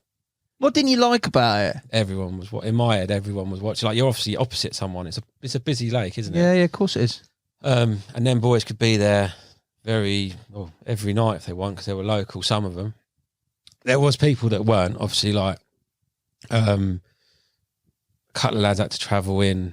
Like Jade, a really good mate of mine. He travelled in from Southampton. It was still a little bit. Not loads. But then there's other lads that are doing big treks. And they were catching well, but they could put like 3 nights together or 4 nights. I only ever had weekends unless I took holiday off. Yeah. Which I never really did. I've never taken too much time off for holiday for fishing. So I instantly was thinking I'm losing a battle here because they're baiting. They've got the time, and then I couldn't deal with people being opposite me. I'll be openly honest, right? The first cast I did into Roach Pit, mate, fucking put a chod rig on because I'm like, it fishes everywhere. Yeah. I didn't want to cast. I didn't want to start leading up the spots because I didn't think it was a dumb thing to do. I thought if I start leading up, they're all going to look at me like, you're scaring the fish. What are you doing? But then I was thinking, how do I find a spot? How do they find a spot? God, there's a real battle going on here, isn't there? Oh, yeah, mate? terrible. Absolutely terrible for it. But I've never known no different. I just think it's just my head. But it did go to now is great because now I'd go there tomorrow. I'd catch fish out of there easily. Yeah. If anything, I respect them lakes less now from what I have learned from doing my own sort of fishing. I just think, well, it's easy. It's a lot easier now. That's a bit rude. Not easier. But when you fish for carp that just haven't been caught or of wary of anything that are out their comfort zone, it's just a whole new level of they won't come from a certain spot, or there's no reason for it to come from a certain spot because there's not a certain spot. Like it's not 13 wraps or 12 wraps or 16 wraps. There's none of that. You can't even cast out some of the swims. You know what I mean? Yeah. My first cast out at a roach pit went straight up a tree. Shut up. I snapped off, and it was like fucking meltdown for me. Was it head gone? I don't think I've ever told anyone that either. Yeah, my head was gone. I was like, "What?" Because was people watching, or did you think people were watching? Or was it that whole? Yeah, I just thought everyone's eyes. Well, the eyes are on you there. Like people are watching, and I've always cared what people think about me. Yeah, and it's to my own downfall. Like you're worrying about it then, and you're not worrying about your fishing. I'm worrying about what I'm looking like and can I fit in? I always wanted to fit in, sort of thing. That's just been openly honest. And then I did fish it more, obviously, but I couldn't get out of my head. How do you find spots if you can't cast? Because nobody was casting. They'd cast to their spots, but I never saw anyone leading up. And I was all shook up thinking, how the fuck are these people finding spots? And I just obviously know now they know the spots. Yeah, they know of course they do. They've done their own work. They fished it when it was before, say, Cooperman. I just couldn't get on with it. The best thing out of there was meeting the people, like having lovely evenings with little Nicky and Marcus and Miki, Daz and that. The only downfall there was a panther. Fuck that. Really? Oh mate, that fucking Turner. I always joke with Turner. I'm like, you've moved. He moved out of the Carn Valley to go live with a panther. That's just stupid, isn't it? Why would you do that? You brought your daughter into a world where there's a panther around the corner. Is there though? Yeah, they've seen it out on Snail's Lane and that.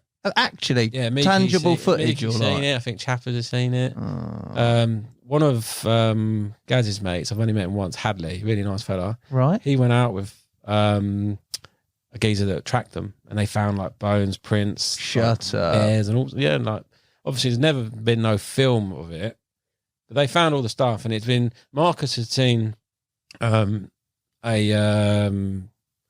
panther jump over a fence down there, down a road Really? bit. Yeah.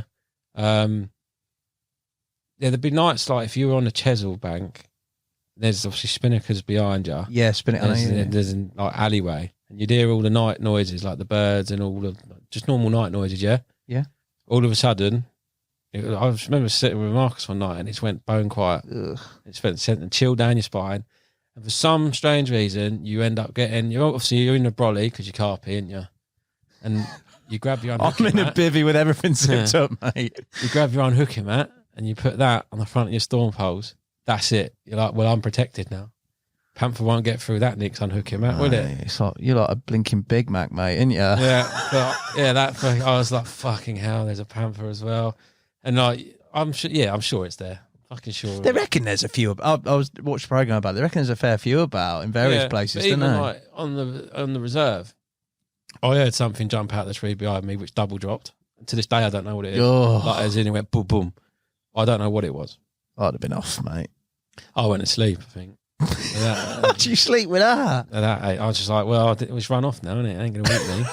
See you later. It's going to circle back round, mate. We weren't far behind. It was like literally 20 paces behind me. That's mad. I don't know what it was, but it was shit. So, yeah, at the time, you were like, fucking hell, what was that? But I was on fish, so I weren't going to. Yeah, forget it. It was a fucking rarity, so I weren't going to be reeling in. But yeah, so the roach pit, that was the best thing, was the friendships out of there. Yeah. And all the boys that were there. I mean, there's loads that I haven't named. All of them. It was wicked. What was the moment on there? Was there a single moment where you just went, nah, this scene, I can't do it. I need to get out of here. I don't want the eyes. I don't want the pressure. I don't want the... Ugh. Did you try elsewhere? What happened? The morning that I was... There's two times on there. I was on fish. I tucked myself right in a corner of the lake. On purpose? Yeah.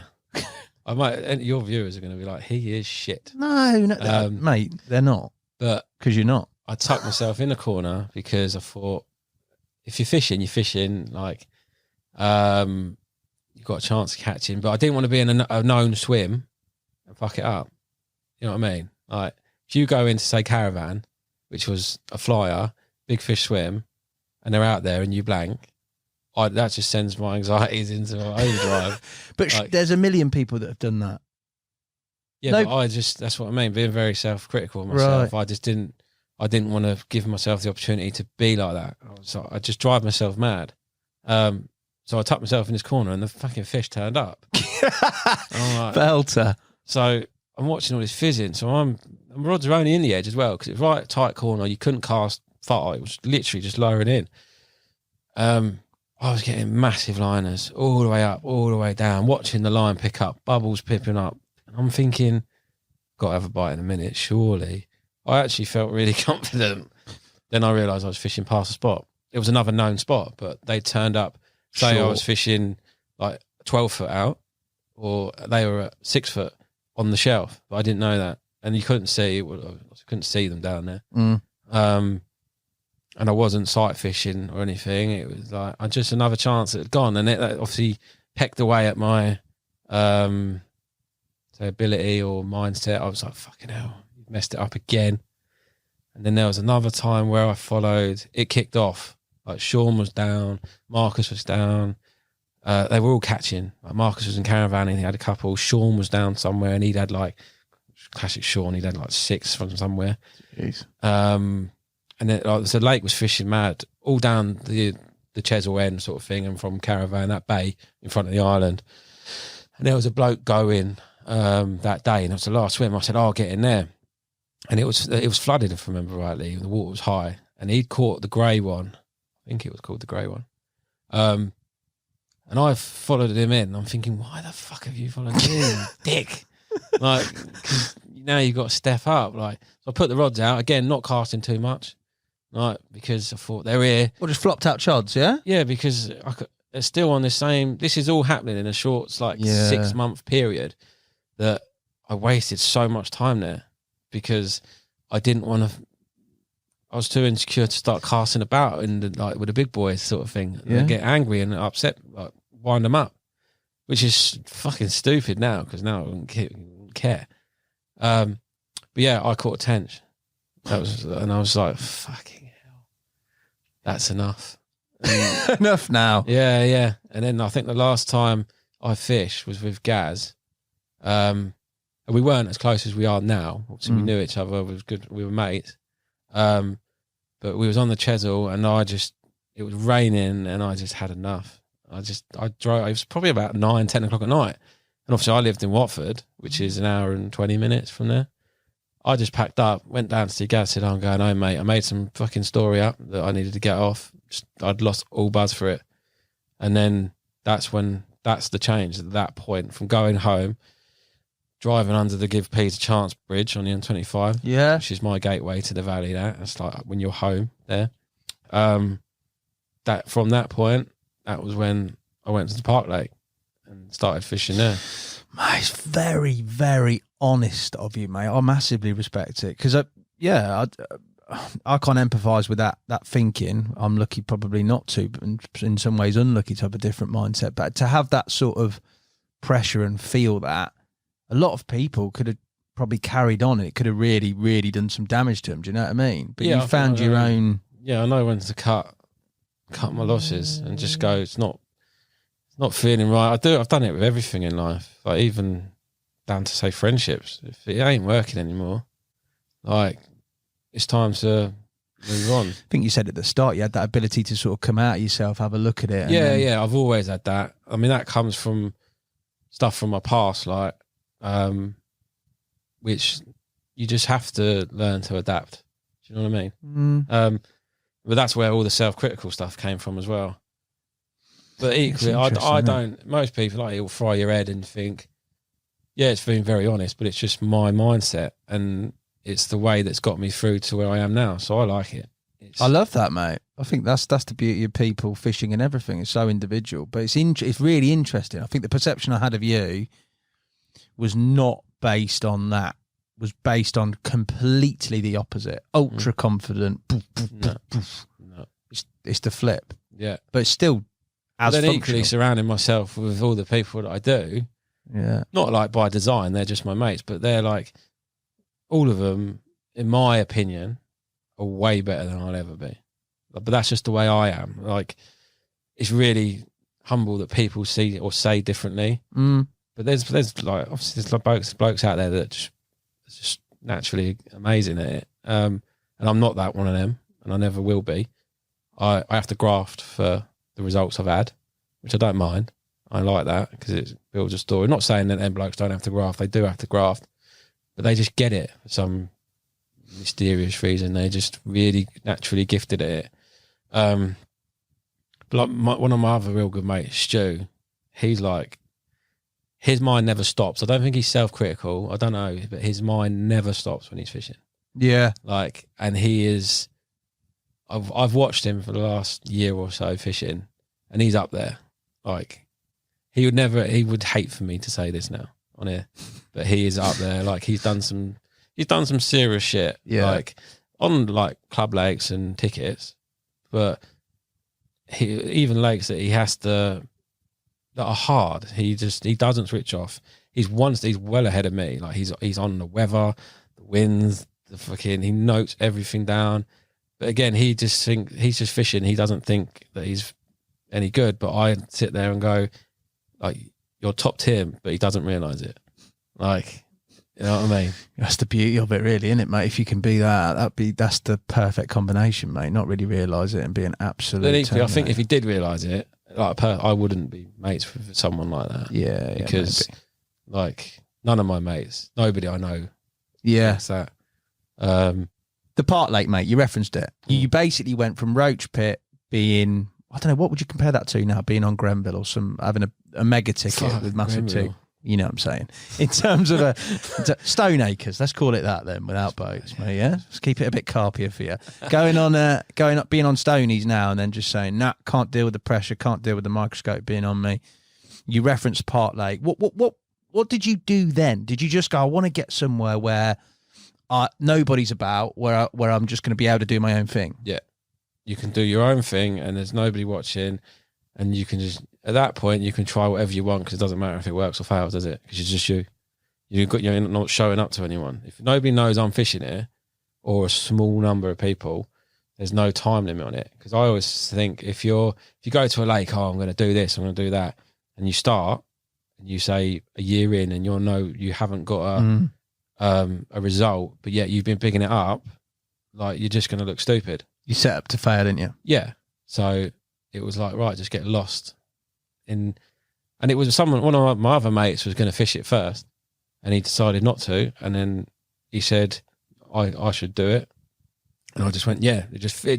Sometimes you get them feelings that it just clicks into place. Yes. And I just hit the ground running with it. I say hit the ground running, not fishing wise, but I just enjoyed it. I loved the thought of, like, I cut little holes in thorn bushes, waded down margins, and I made little swims. It was fucking bollocks.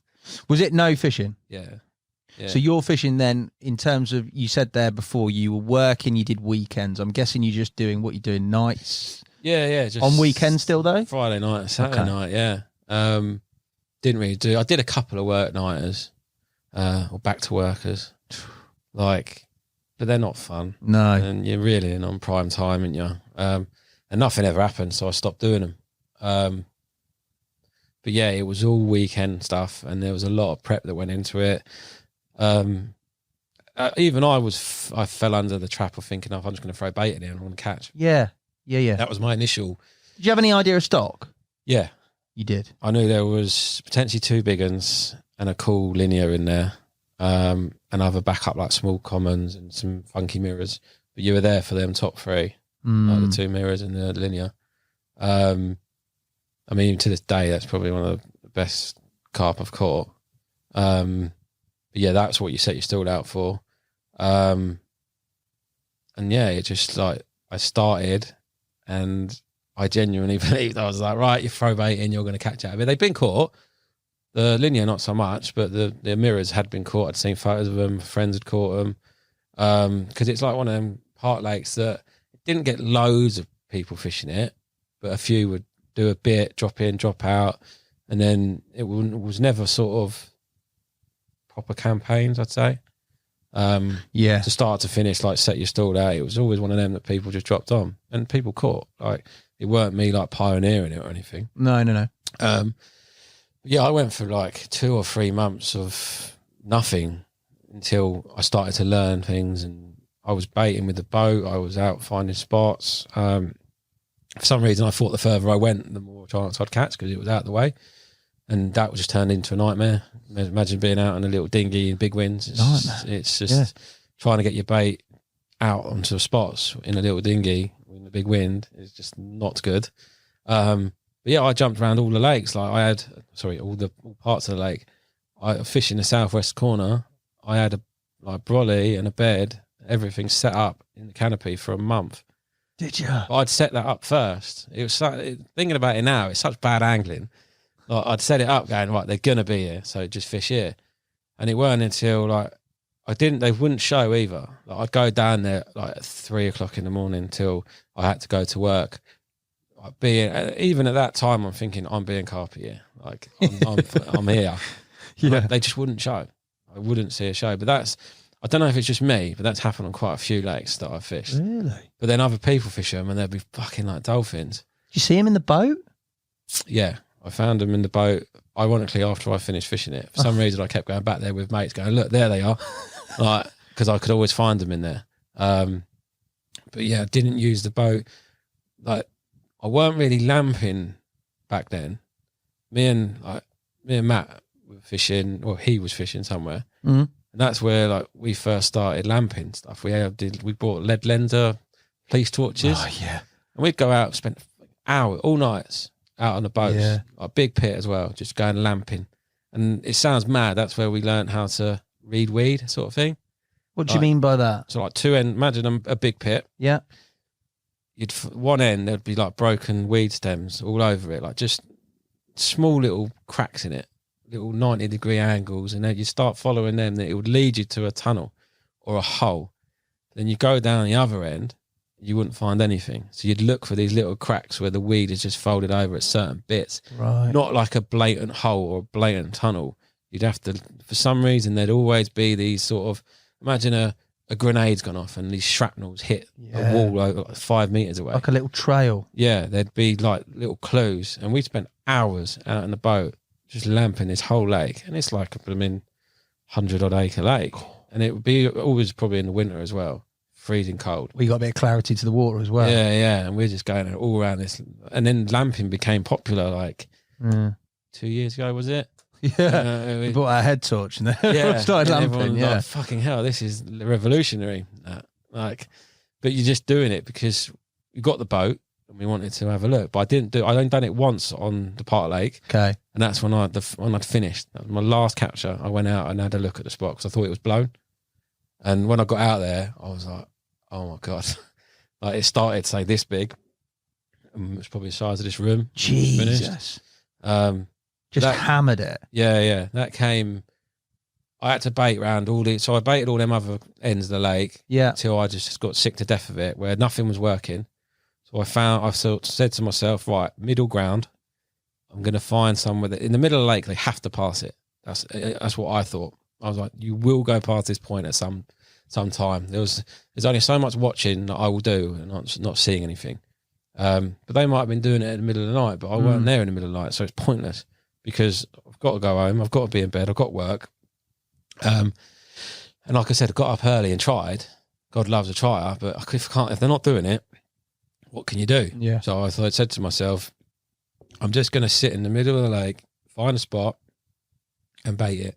Just that one spot, nothing else. One spot, one area, and I'm just going to bait it because then they'll pass it at some point. Yeah. And it was very weedy at the time, the lake.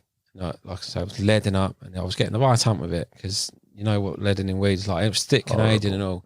Yeah, couldn't get a drop. And then I'd done the last cast with anger. I was like, oh, fuck off. Out it went, bang. So you are joking. But it just made me laugh. I'm like, you have to go through all that fucking hard shit. Why couldn't you just do that? First time would have been nice, wouldn't it? Yeah. So I clipped that and literally it was out there again, bang. And it was probably that big. It'd probably be a bit bigger. Yeah. It felt small, tiny on a pole. Yeah. Straight into weed. Anyway, popped the float up, boilie, all round it. What boilies were you on? That was sticky. Was it? Sticky krill, the first stuff. Yeah. First krill that was. Because I'd been using a bait works down when I first started there. And then Sean got me on sticky stuff. And it just went fucking mad. So it was 6 weeks I baited it for without touching it. How much were you putting in? Started with 2 kilos. Every what? 3 days. Okay. So I'd be putting 2 kilos. By the end of it, I was putting like fucking 5-6 kilos out on like every couple of days. Yeah, but every time I was like, I'd put the float out, so I'd feel it going. I only touching it, so feeling it down, bang, and it was getting firmer and firmer and firmer. I never pulled it, so I just literally, because I wanted to do everything so quick. Because at this time, it's still, I'm not meant to be here. The complacency hadn't set in yet. It was like, this is on top. Get in, get out. You're being watched. No lights and all this sort of stuff. So I'd do it on the last light. I'd creep out to the water, into the margin, fling out the float, pop it up, spread the bait, like just on that last light dropping out, and then I'd be gone. And that was it. Reel the rod in, off I go. I had a spot like at my mum's work where I used to, it's before wrap sticks even. Right. I used to walk the float out to the same mark every time. And then some genius came up with these fucking sticks. Yeah, I know. Around. Even though I use pegs. That's a classic Marcus trick, and everyone ridicules me for this. Well, use pegs. Yeah, I don't need sticks. Why do you need sticks? Just use pegs. They're there. So carpy in you, mate. What type of pegs as well? Like hand-whittled Cotswold sort of oak or something? No, they're just standard pegs, mate. You're right, because I'm fucking lazy and buy fucking sticks. Yeah, but anyway. We'll sort you some sticks, mate. No, yeah, so I was doing that, and then on the 6th week, I was like, right, it's definitely going to get better now. Like I'm going to fill it up. I'm fishing. Yeah. I knew the bait was going. It was time, but it took a lot to not fish in that period. Oh, this is a conscious effort not to fish it then? Yeah, I didn't You just fish. wanted to get their confidence, let them pass it at some point. Get on it. Yeah. Like build them up to think, well, you could nick bites, but I'd rather just absolutely club them and then get out. Any nuisance fish? Any tench? You seen any of them? Any bream? There's 3 tench in there. It used to hold the tench record, funny enough. Yeah, I thought it did. Yeah. They're still in there as well. Is You it? go out on a boat. If you find them tench, if you're out on a boat. One of those 3. No, they'd be together. Every time I've seen them out on the boat when I lamped it, like years after. They're all together. Them tench should always be together. And if you find them, look, 30 yards in any direction, them carp will be there without a shadow of a doubt. And it happened to me so many times, it can't be coincidence. So yeah, I went to, just didn't fish. I'm quite good at just being, you're not going to do it. And then that first night that I did get the rods out, obviously imagine I'm full of anticipation thinking this is going to go absolutely mental. Just nothing happens till the door, and I was like, what the hell? Thinking, but then the lioness obviously started, but then they died again. The fish moved off. That was on the Friday night. Then Saturday, I caught one. The first fish was a fish with one eye, named it Blind Eye, obviously. It's a classic name, isn't it? Good. Very original. Yeah. I caught that fish like £26, I think it was. Turner come down, done some shots with me and Jamie. You'll see a pattern here. The 2 J's always come down to do photos. James Turner and Jamie Cannon, 2 J's, always there. So they come down, buzzing, I'm off the mark. And it was like 6 to 7 weeks after that, I was finished. No way. Done it. I'd caught them. All the ones I'd wanted, I caught. And like the following week, again, it's the same routine. Go down, fish, bait on Sunday when I'd finished. Quickly waz a bit of bait out, not a lot, because I knew I'd be back on Tuesday.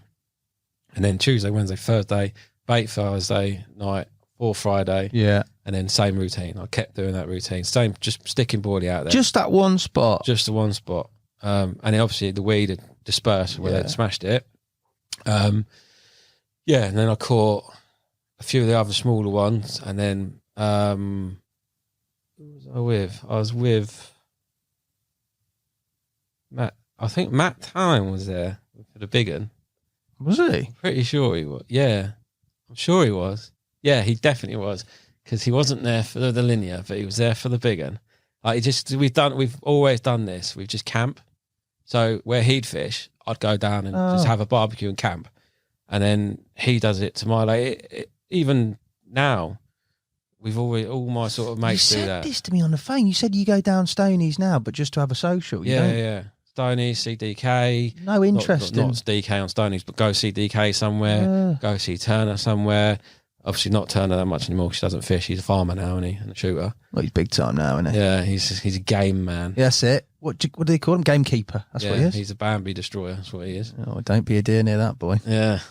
And I just go down. We'd all just see, even all different lakes. You'd always just go and just camp and just have a buzz. Right. And because you're there part of the journey with your mate, they're doing the same thing. But yeah, never fishing. But so he was on and coming down for a camping night. And you had the big one first? I had the big one when he was there with me, yeah. The big one was the first fish, yeah. So I had this bite. I think it was a Saturday night, probably at Saturday morning. Must have been 2 or 3 o'clock in the morning. Yeah. Had this take, took off to the right, just felt heavy straight away. I know that's a really classic carp thing to say. But then in my head, I was like, it's got weed on it anyway. It's like, it wasn't the big one. Then I got it back and there was a big bar in front of where I was fishing and it went behind that and just sat there. Couldn't move it. Yeah. So I just put the rod down.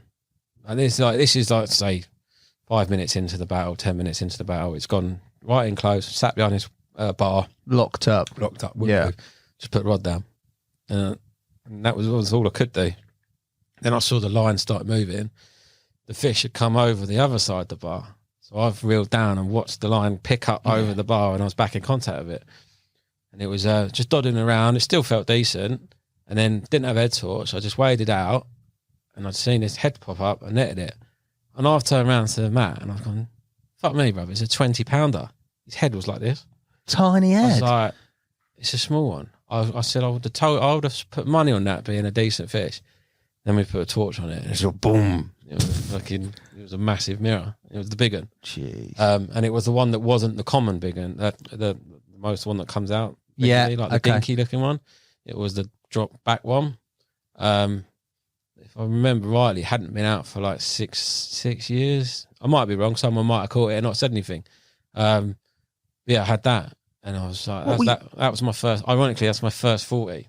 That's mad. I know that. What were you doesn't matter. What rig do you have it on? What were you casting on Hinges. top of that spot? All All hinges. All hinges, yeah. Match the hatch.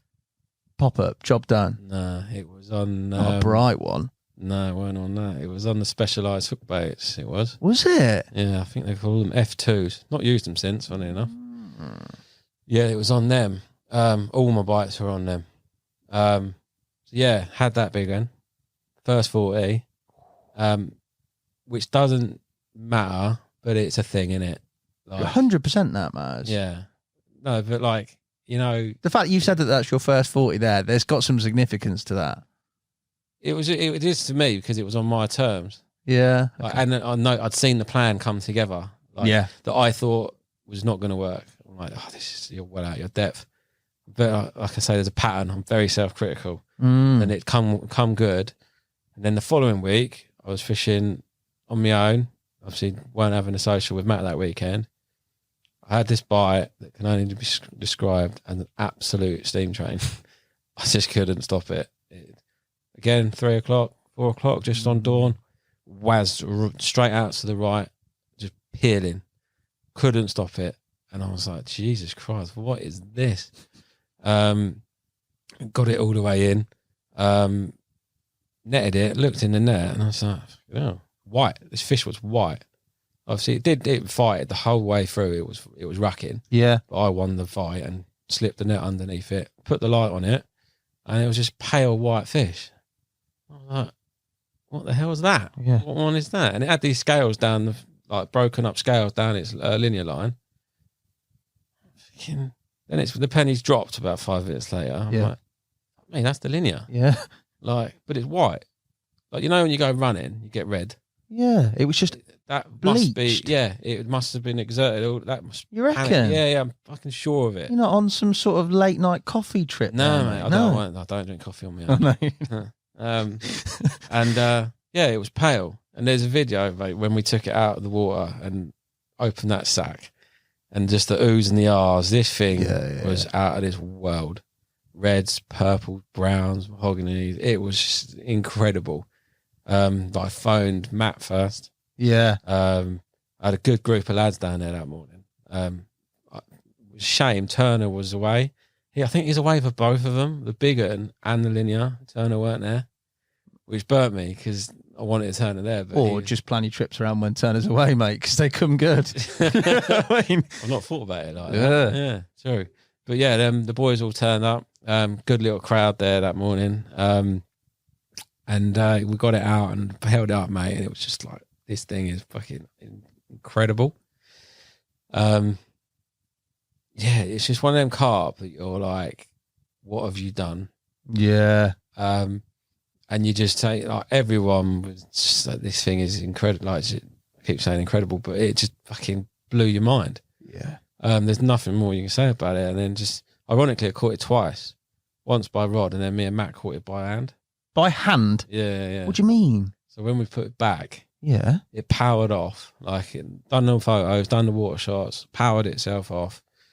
All happy, all buzzing. And my mate Millsy, he looked out to the middle and said, oh, look, Elmo, the linear's waving at you. We've all looked out, and it's on its flank, and its tail's coming out, like waving. I've looked at Matt, he's looked at me, he was like, that's not good. Yeah, it's the stuff of nightmares. Down to a skinny, swam all the way out there. Did you? Got it through the weed. And I think I had the head or the tail, and just like we ushered it back, swam all the way back and stood in the margin with it, giving it loads of oxygen for about an hour and a half. Jesus. And then it powered off. Obviously, I've just been told yesterday that it got caught this Christmas, this Thank January. God. And that's near enough 10 years ago now. Yeah, but mate, you don't want to be the last person to capture that and the last sort of sight of it being that, do you? I like the fact that fish. I think I was the first one to put it out there. Yeah. Because I put it in sticky, and I mean, I was full fucking blown then. I had a sticky t-shirt on, everything. That was my first. Like, again, that mindset of still there a bit traced. You're in like, but this is the same sort of time. This is before. This is leading up before sub. Okay. You're chasing like, oh, you've got a bait deal now. You are a big deal. Yeah. Bollocks. It's all bollocks. Like, but then I thought it was sweet, right? Like you would do. You're excited. So yeah, I was there with the fucking sticky. Someone actually moved my wader strap at one point. Oh, so I had the sticky. It was on the shoulder, and the wader strap was going down there. And someone gone, oh no, wait a minute. I think it was Jamie. He's gone, oh, the fucking sticky sign's not in, because he loves sticky. He's sticky through and through. He's come and got my wader strap and moved it. And there's just a shot with the wader coming down here. Just sticky, perfect. Oh, how the keep it reeler has fallen, mate. This is dark, before keeping it real, mate. This is dark. It's just honest. That's what it is. I like mate. it. I like it. But yeah, then you got your CC Moore's top on, and then you got your Nash bait top on. Couple more angles. Caught that linear, and then the following week I baited again, same routine, because I was setting my stall out for the other one, the dink mirror, and again the following week went down there, and it just felt different. So, and I do think a lot into it. I do try and pick up like what's going on, like, and it just felt like the spot was something to change. I might say as well, all my bites came on my right hand rod, right? Every one of them. I couldn't get a bite on the left hand rod. No, it might be the other way around. Yeah, sorry, it is left hand rod. Done all the bites because it was always wedging up on again the right hand rod. It would go over the top of it each time I'd have a bite. So I moved on that. I done the Friday night, not even a liner, and before the weeks before that, at 1 o'clock, 2 o'clock, the liners would be all the way from the bottom to the top and back down, like all night long. And you're thinking, how have I not got a bite like at night? Now I had to wait till 3, 5, 6 o'clock in the morning for these bites. So I think I caught like 10, 11 fish from that lake, all of them at like between 3 to 6 a.m. But the liners were all night, to the point that you think, I'm going to turn them fuckers off in a minute. Too much, yeah. Obviously Neville's all the way. So but this night, the Friday after the linear, nothing, like not even a beep. And I sort of knew it driving down there. I felt like something was off, but I don't know what, like a sixth sense sort of thing. I felt like something was off, and done that night, no good. And I moved the rod to the right hand rod off the spot, well off of it, thinking, are they subconsciously probably, are they off of it now, like giving it a wide berth, danger sort of thing. And that was an earlier bite. That was like again 2, 3 o'clock. It's gone again, but it's weeded me up solid. And Matt's here with me this time. This is when he's come down on a Saturday night. I'll have to backtrack there. I've told him that I thought it was blown, and we pumped up a little boat and we brought this torch. It's not like the dive torches or the full beam torches. This thing was bright yellow, about this big. God, it was a head on it like that. Like some crazy spotlight. It was massive, and we both gone out in this boat, and this is where we'd seen the spot. It's this crater of just weed. Wow. The weed that surrounded it, and it's just been massive, all gravel down there. And I'd said, "Oh, fucking mate, look at it." And once we'd seen it, I'm like, "Yeah, it's done. I'm sure of it, because it's too blatant now." And anyway, the next night, moved the rod off the spot, had a bite, and that sort of confirmed it to me that it was done. And I'd caught up in the weed. Matt, bless him, swam out on my unhooking mat to go and get it. Don't know why I didn't go. I do know I don't want to go. I didn't want to go. Matt did. I was just going to hold it till it come out. Yeah, exactly. He swam out. Yeah, because we were adamant it was a big one. Right. We were like, because obviously it was a heavy bite, then went straight into the weed, and it was stuck strong. We both looked at each other and was like, that is the other big one. It has to be. And then Matt swam out there, like I said to you, he's just a genius with it all, mate. This shit he just does naturally. If that was me, it would go terribly. But with Matt, he swam out there like nothing, grabbed the line, done it with his feet. Oh, mate. It's just he dealt with 2 swans for me. I'll tell that story when he comes in. But same thing, mate. Just unbelievable. You can't. It's just next level, right? Anyway, by the way, I don't mean he killed 2 swans. He didn't do that. He just he sorted me out. So anyway, he sorted it out and he shut it back up to small common. Like he'd felt it, and he's going, "No, it's not the big one." Small common. Anyway, it turned out it was blind eye again, and that's where I stopped. Did you? At that point, because I started with that fish, and I thought I was going to finish on that fish. That was it. I just walked away from it. But that other big one has never been caught since. So whether or not I didn't obviously know that it was not there. I did see a big one when I was boating in there many years ago. This was after when all the chat was like, "Oh, it's dead." Yeah, I saw one on the bottom, and it weren't moving. It was middle of winter, and it looked like a decent mirror. And I was like, "One of them's still here." I went back once, I think, to do another night to try and rekindle something, like have a go at one of the commons. But once you've done, it's like an old girlfriend, isn't it? Once you've done it and it ain't worked, fuck it off. Not that it hasn't worked. It did work, but it was you knew what you were doing. I'd already had such an amazing experience there. When I went back a year or 2 later, taint it. It was different. If I do anything different and it goes wrong, it's not the same as when it was there. So just leave it alone. And that's where I first started to realise, just once you finish, that's it, you're finished. Once I've decided that, don't go back. Yeah. All right, just shut it off. So yeah, that I started with the blind eye and I finished with it. Nice symmetry, isn't it? Yeah. That's what it's just poetic.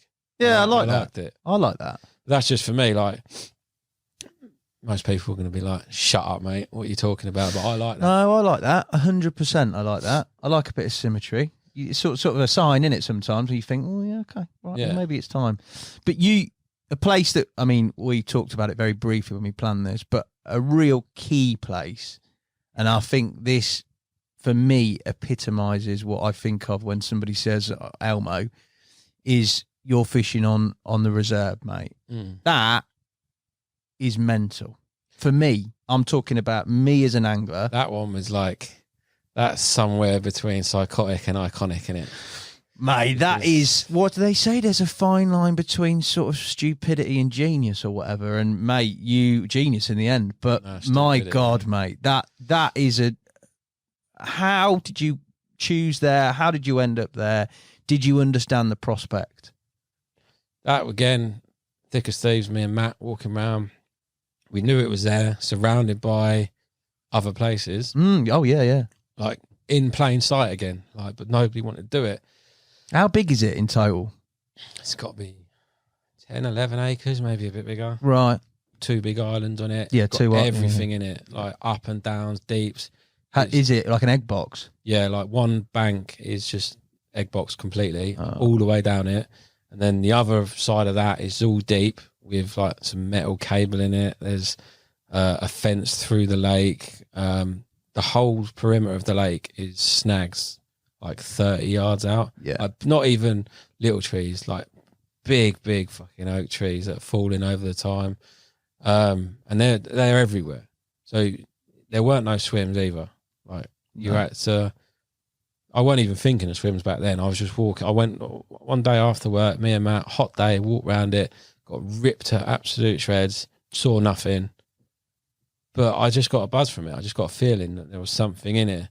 I'd heard of a few whispers of just people that had looked. But yeah, never had no concrete.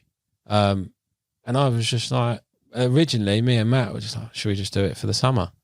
Just have a buzz. Just go onto the island, full feral style, camp, see what happens. Obviously, they'd be climbing up the lines, wouldn't they? Because they're unpressured fish. Yeah, we went onto there and just had laughs, had jokes, caught absolutely fuck all. Really? Probably knowing what I know now, we were nowhere near anything. Like you wouldn't catch off that island. Like it was just surrounded water that was just, there was nothing out in front of it, just depth, big deep water. And it was like connecting between 2 snags, like from the back bay to the main body. but I always thought about it like you're 15 foot below them. Right. And they didn't. They didn't know what bait was, so they wouldn't go near it at first. I had to train them onto that. When did you? I mean, we're going to come on to that, but when did you? You said you were just sort of fishing for a pret. Like, what was in there? There was whispers, rumours, but when did you actually get confirmation that there were carp in there? Well, we carried on walking around it on our own, but after Matt found them first, he found the two mirrors just sunning themselves in a snag. And after that, I found that would be where I'd see them quite a lot, right tucked in the edge they was. But it's just classic Matt, isn't it? He's the carp whisperer. The carp. Send him in, mate. If you want a job done, send him in. But to employ him, yeah. Yeah, found them, and that was enough. So we see two, and that was what size? Probably put them to mid-20s, high 20s, and that was enough. That was enough. This place was just so cool. It was so Jurassic and so raw.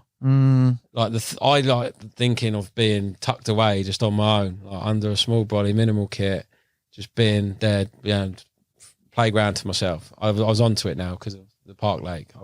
This is what I wanted to do. And again, there was still pressure that I put on myself, thinking that other people are watching me, and I need to step up. But it was a big step up. It weren't an easy lake, especially from a very low stock point of view. Like that, them two transpired to be 4. There was 4 in there. So people argue that there's different numbers in there, but I spent 4 years on that lake and I saw 4 carp all the time.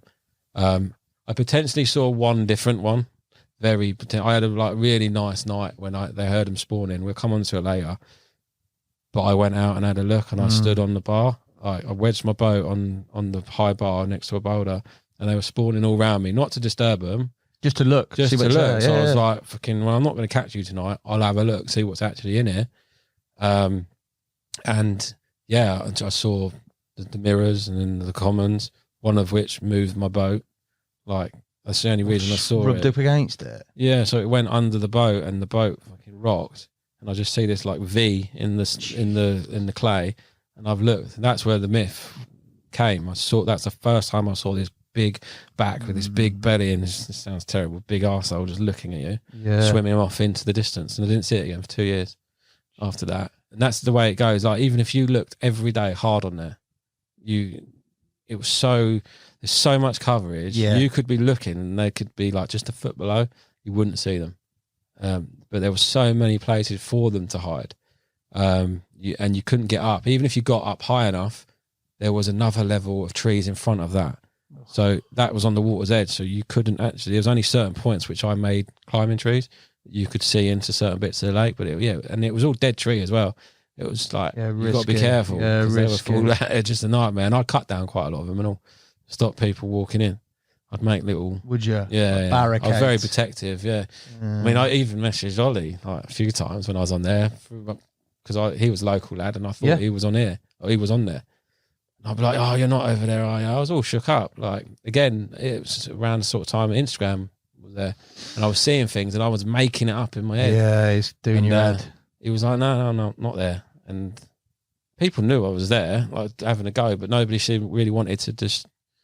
That's hassle, mate. Let someone do it first, innit? Like, if you want to waste your time, if there's nothing there, crack on. But yeah, it was. So what you saying that you saw 2 mirrors, 2 commons, was it? The 2 commons came much later. Okay. Like, well, the first common came a year and a half after. No, earlier than that. I'd say a year. I saw a fish show on the snag that I was fishing. But I'd caught one from the week before. My first fish. I caught the Earl, which I named it. The Earl. A year in? Yeah, so I had my first bite probably about 8 months in, and I was using mono, and I just watched it stretch. And I was like, I went and got it out of first time I used a boat and all, to be fair, like playing fish. Was it? And anyone, like, people watching, like, say, oh, you use a boat and they go left and right, all carpy and that. Yeah. First time you do it, mate. Spin around like a nutter, didn't you? Yeah, I was a rod behind me. It was a shit show. But obviously you only learn by mistakes. Anyway, I got the rig out of the tree. I was so burnt. Like, because it weren't like, I I'd worked hard to get that bite. I'd built swims. I'd cut loads of stuff out. You'd find them in an area that they'd use, and getting them to eat anything, and that was just on a bright pop up. Because I used to think back to what Nick and all used to say about the mere, like bright ones. Yeah. Like for some reason, Just snatch at it, maybe. yeah, or something. they just go for it. And You said you tried to train them on bait. You said that before. Mm. Obviously, we'll talk about the captures and the bite. But what are you trying to do, mate?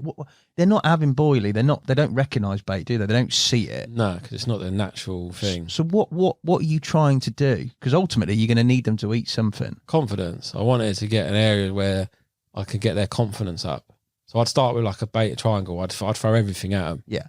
Like mainly the bird seed and all the full small particles. Corn was always in there. But you'd put it on certain spots and you just watch it and it would just stay there. They wouldn't eat it. You'd see them swim over it as well. Like Would the mirrors. ya? Because what I know from the mirrors now, they fucking love their bait now. Right, because But at the time, no. ironically, it's a ticket now. The lake. Is it? Oh, yeah. It's gone a ticket now. Yeah.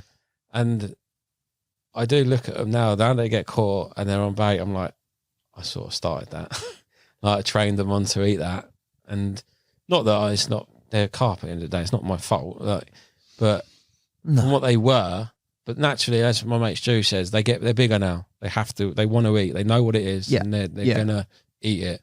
But then, it was just I had to put it all into them. Like boilies were a no go. I didn't put boilies out at first because I tried it like you would, and they just ignore it. Like it's not a part of their world. The only way I'd start filtering it in was once the particles started going on certain areas, like around the snags that I had to find that they lived in, or not lived in, but there were certain sets that they used. Right. And if you could find them, and build a swim somewhere that you could get the line to them, because there's so much in between you and every it's always a way. Every point that you wanted to fish, it weren't a case of a dead line to it. It was you'd have an angled line at it past 6 trees that are in the water. So if it goes straight, it's in the snag. If it goes left, it's out in open water. But if it goes right, you're not getting it. You're done. But you had to fish it. It's sort of like a zero fucks mentality. You had to fish it that way. Yeah. So that's why you had the boat. Like if you got the bite, you had to go straight and get out. it. And luckily, they always went left. Out of that corner of the lake, every bite went left into the middle, which was brilliant. But even left, if they carried on going left, then you're running into trouble again. Yeah. But they never did. They was out in the middle. But yeah, the bait inside, slowly but surely, I'd start trickling some boilie crumb into it. But they wouldn't touch fish meals either at first. The one that I got them to clear up on was a cell. I fell back to that because I was just buying bait. I was like, one of them's got to work. And so you're trying different types of bait? Yeah, I was just putting different things in different areas. And then I just thought, one of my other mates uses it a lot. He's like, just put it in there, see what happens. And I did, and it blew up. That's mad. But then I tried to catch them on it and couldn't get by. They'd done it once and they wouldn't do it again. It was fucking so annoying. What, they weren't having whole bait, so it was crumb still. Yeah, it was crumb. But then I put it back there and I'd watch. So the day it was on the entrance to this snag, right? So my plan was I'd swim out to this dot island, which is to the left was loads of fallen trees. Right. Dot island. Yeah. And to the right was the main set of snags with a little alleyway that came in, like a slope where they'd swim through. Right. So you could fish it from the bank, but again, like I said, it was moody. Sketchy, yeah, mate. So I thought, I know, I'll wade out, which got up to about here, so it's technically swimming. Yeah. To the dot island. I'll bait it, and I'll stand on the dot island all day, like in good weather. So at one point of this day, because I could never tell you the time that they would come, because they wouldn't have any pattern. It's like they'll turn up, and I'll just free line onto their heads, because it was only literally in front of me at this point. I did it like 3 or 4 times, and it's sort of, look, I stood on this dot island all day. I've got old photos of me. Like, I think I sent to Turner just taking selfies on the dot island, like waiting. That's like Castaway stuff, mate. Yeah, isn't it? and the Earl turned up once. I've got a photo of it turn up. It swam on the outskirts of the bait, and they didn't get touched. Then 2 geese landed and then cleared it up. That was it. They just wouldn't come back. Ironically, I did catch them from there, but a little bit further out. It's like they needed the depth on their head. Feel secure. Yeah, but it spun me out because there was nothing to be worried about. I was like, why are they so cagey? Like, there was no. I was well hidden. I weren't out in a boat. I weren't doing anything like that. I was all on the bank, and they were still like high alert carp. But now I know it's just wild carp. Like, if you told me there's a lake full of wild carp, I'm like, yeah, fuck that. I'm not. They didn't even have sweet corn. You didn't see them eat grains of sweet corn. Well, they did. They'd eat that there. Okay. But that was the first one that went, sweet corn, and then tiger nuts. I'd noticed tiger nuts would move, and it spammed me out. I'm like, why are they? Like, I'd see tiger nuts in the back of the snags. What the fuck is that there? I didn't put it there. How is it there? Then the penny would drop. They've eaten it and shat it out in the snag. And so I'd use I'd always have a bright one out and tiger nuts at first. And then the Earl came to the bright one off the bar, single, first bite. That was a year and a bit in. It was early. Again, this is where I wish Turner was right here, because he'll tell you the chronicle exact date. It was early because there weren't greenery everywhere. It would have probably been just before like the warmer weather started, and I was fishing this bar that came off of off this main set of snags. I'd go out and find little polished little holes that I knew were carp that they'd made. So I thought, right, we'll lower a rig there. They've obviously eaten before, whatever it is, natural, but I know they use this bar, so they'll snap at that. Like, that's the plan. And that day, I didn't actually have any bright pop-ups. I used to go to airfield and pinch like 3 or 4. Yeah. Like, I'd walk in, because I knew the boys really well. I'd walk in and say, can I have some pop-ups? Bring it back. Yeah. Yeah, sticky pineapples they were, bright ones. And I was only trialling it. That's from the first bite, I was only trying it. Obviously, I'd caught that other one on a bright one, and I carried it on. But at this stage, I'm still just clutching at straws. I'm still just trialing it. Anyway, it fucked it down with rain that day on the Friday, and it weren't an easy walk in either. It was a long walk, and I got absolutely drenched, thinking, "Why am I doing this?" All of a sudden, it stopped, and the steam was rising off the water, and I was like, "This looks mega." I didn't see a show or anything, but I went out, found the spot on the bar, lowered the rig down, and that was where I first started using the boat properly, and it was spinning me out now to even now to this day casting.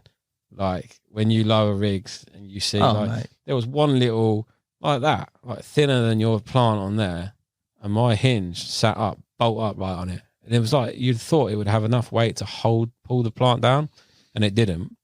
Yeah. And I'm thinking, how many times did that happen? Exactly. Yeah. So boat, like, everyone says, "Oh, boat's cheating," and it's a fucking curse. If you can see what you're doing, like, it can be, especially for a thinker, mate. Yeah, it'll send you too far into it that you need to find the perfect spot. Like, the amount of times I'd re-drop, like, and you look down when you're dropping from a boat, you think you're going straight down. Yeah, you're not. You're nowhere near it. You need to be sort of lean in and swing in. There's loads of dynamics to it. So it always does make me laugh. Going off subject there, but people say I was cheating. I'd fucking pay anyone to go and fish with a boat constantly, or not even big pits, small pits, anywhere with the wind. Yeah, it's granite. The fish see you, especially on there. If they see you in that boat, I knew I weren't catching for 48 hours, because they'd come around, they'd like look at you. You feel like they're looking at you into your soul, didn't you? But they'd swim around and they'd stare at you. And then they just suddenly, as soon as they got further away, they'd sort of bolt, and you wouldn't see them again. I was like, they're fucking shook now. You might as well have packed up at that point. I never did. I always, every time I didn't see one, I felt confident. Yeah. So anyway, that day it rained and everything. I went out, lowered this rig down, and then I put one on the mouth of the snag. At this point, I've switched to braid as well. All rods, two rods are on braid. And then 7 o'clock in the morning, the bar rod is just fucking busted with the single bright one, and thankfully it went left straight out in the boat. At this point, I was just doing the classic right and left. I'd learned. Yeah. I was shitting myself the whole time. Like, I get well nervous and even now. You would do after that though, in that sort of place. Yeah, but all of them, like, I don't understand people that enjoy the fucking fights. Yeah. I fucking hate it. Yeah, the bite and the landing, nice. In the middle, no, yeah, I could I'm not do a without fan. it. Even when, especially in the boat, when you don't have that thing was just towing me around. It had been caught before, that one, Yeah. but not for a long time. I'd found out that there was another bloke that fished it. One of the proper Calm Valley boys, Sneaky Pete. He'd fished it before me. Right. And he'd found our kit, backtracking. He'd found our kit on the island. Had he? He swam out to the island. There was something like I'd left that he'd seen, the keen eye, and he swam out there. So I called him Speedo Pete. After that, he found me. I still had social media at this point. He found me on Facebook, told me he found my kit. He's like, fair play. Like, it's not easy there. Fair play to you, mate. And he showed me these old photos of these fish that he caught. And there used to be more in there. Yeah. And I'd not seen them, so they died. So he's the first, in my opinion. He pioneered it first, that lake. But never caught any commons, ever. Oh, hadn't he? No, never caught no commons. And at this point, I still hadn't seen a common. So anyway, I had that bite. Took me out to the left, clear water this time as well. So I looked down and I could see this fucking slate grey, big scales on its side, mirror just twisting and turning, charging around. Obviously towing me about. I couldn't do a great deal. As you know, they just tow you about, don't they, till they're ready. And I finally netted it. And I didn't like shout or anything. It was like a big relief for it more than anything. Like I was proud of myself that I'd done it. Yeah. Like, because to me that was like the Everest. It sounds very easy when you're talking about it now, because it becomes, we started this conversation 5 minutes ago and I've already caught a carp. Yeah. I don't mean it to be like that. There's a lot of head, especially my head. There's a lot that goes into it of how to do something. What's going to work every time you're away from the lake. How can I do this? What can I do? Yeah. They're not even on bait yet. This is not really an angled bite. This is a chance bite. As soon as I had it, I'm knocking myself down going, that was just a fluke. One off. Yeah. Yeah. Cause it's just a single. It's not like, you can't think that's you're onto something, because you're not. Ironically, I caught that fish like 4, 5, 6 times doing that. Joking. How big was it when you caught it the first time? 32 pound, I think. 31, 32 Mate, pound. what a result. Lovely. It was mega. It's like the best photos I got of it were, because I took 2 sets of photos of it, just because I'd not caught anything for so long. Yeah. I think it was like the first year and the third year I caught it again, and I just thought I'd had a really low spell, so I was like, I'm going to take photos of you. But yeah, Turner again, Jamie were down, took mega shots, and even that day, Turner said to me, like, when I was getting out, he told me he was proud of me. Yeah. And I was like, fucking hell, this is actually, that's what I thought about myself. Like, this is something. Like, you're always sort of looking for validation. Yeah, almost. validation. Yeah. Which most people, I wish I weren't that way. I really do. Like, because then you're looking for you always want to, like, it's external, isn't it? Yeah, you want you're doing it for people might say I'm doing it for the wrong reasons, but it actually drives me to carry on, to go, keep thinking.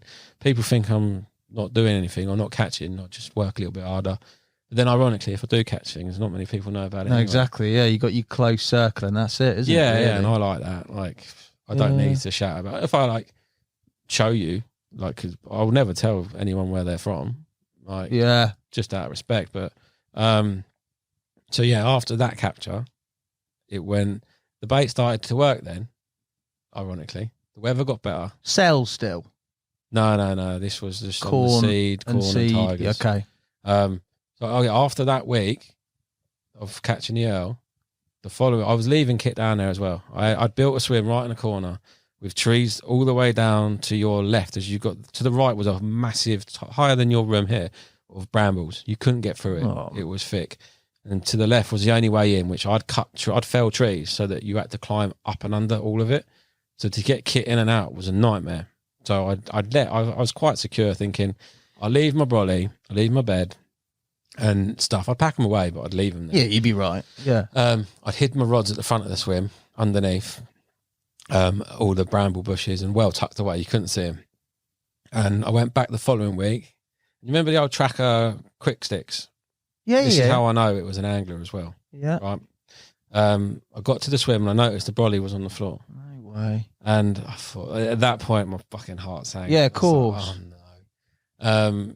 Yeah, the storm poles were gone, and the thing that you the thread little on, screw- yeah. they were gone. No. I'm like, you're only an angler that knows that. Yeah, If 100%. a twitcher found that, they'd take all of it or leave it and come and catch you at it. They wouldn't just take certain bits, like they said, the bed, my waders, my bucket with like essential stuff in it, like scales, some dry food, sacks, stuff, just stuff that you leave that you don't carry in. That's an angler. Yeah, and happened the week after I caught one. I either knew them, I think I knew them, or it was, yeah, I'm pretty sure I know them, but I don't know who. I mean, because where I was, it weren't like you just stumbled upon it, and you couldn't see me out in the boat because it was so dense that there was only one path that ran down the side of the lake, and from that path there was one bit that you could see directly across the middle.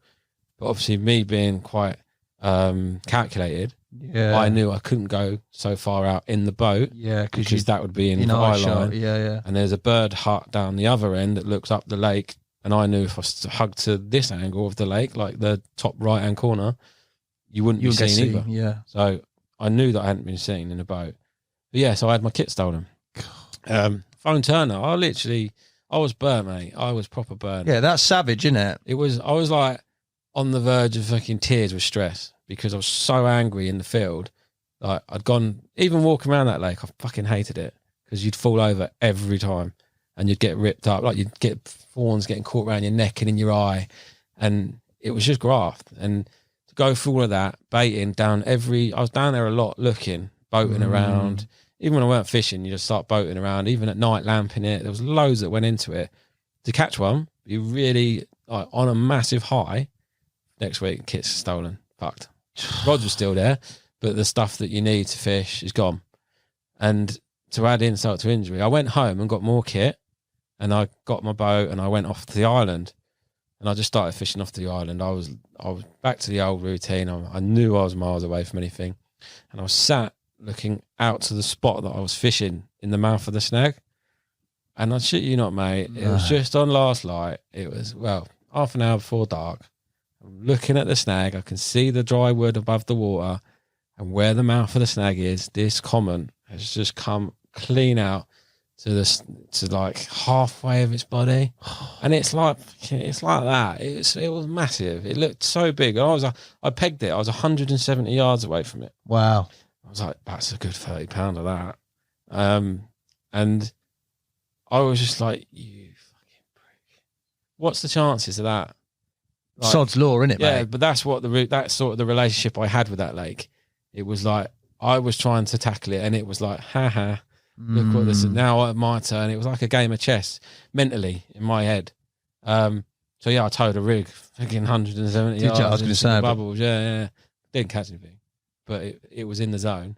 Had you stopped baiting that area as well? No, there was still bait. There was bait there because I'd baited. This was a Saturday. The Right. Friday I found out I got my kit stolen. Yeah. Went home. It'd obviously been baited that week. It would have been baited on the Wednesday or something like that. So from Wednesday to Friday, the kit had gone. Someone had nicked it at that point, and they'd left the brolly. So then they wanted to know that. You'd done it. But they didn't have the bollocks to, even to this day, to tell me who. Even if you come and tell me now, I'd be like, you're an idiot. Like, but I still got the job done, sort of thing. But yeah, they wanted to know that they knew that I was there, or whatever. But I was like, oh, fuck it, I'm still going to carry on. Yeah, and so that was the night. Then I knew about the one common, and that was that night. And I didn't see it again till the spawning night. That was probably a year and a half later. Spawning night, you said before, you saw two commons, two mirrors. You obviously caught one of the mirrors, and you said you might have seen another one, maybe. Yeah, like a small. Really, it's just probably a 15-pound mirror, scaly mirror. Right. But even to this day, I think, did I see it?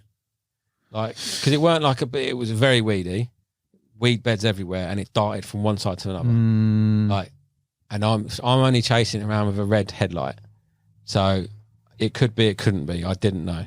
Yeah, fair dues. But yeah, the other four, are definitely there. I didn't see the other common that night. I just saw the one common, but I thought it was the same one that had showed on the snap. Yeah, of course you did. And then I seen the 2 mirrors that I knew that were already there, and that was all I knew I was fishing for.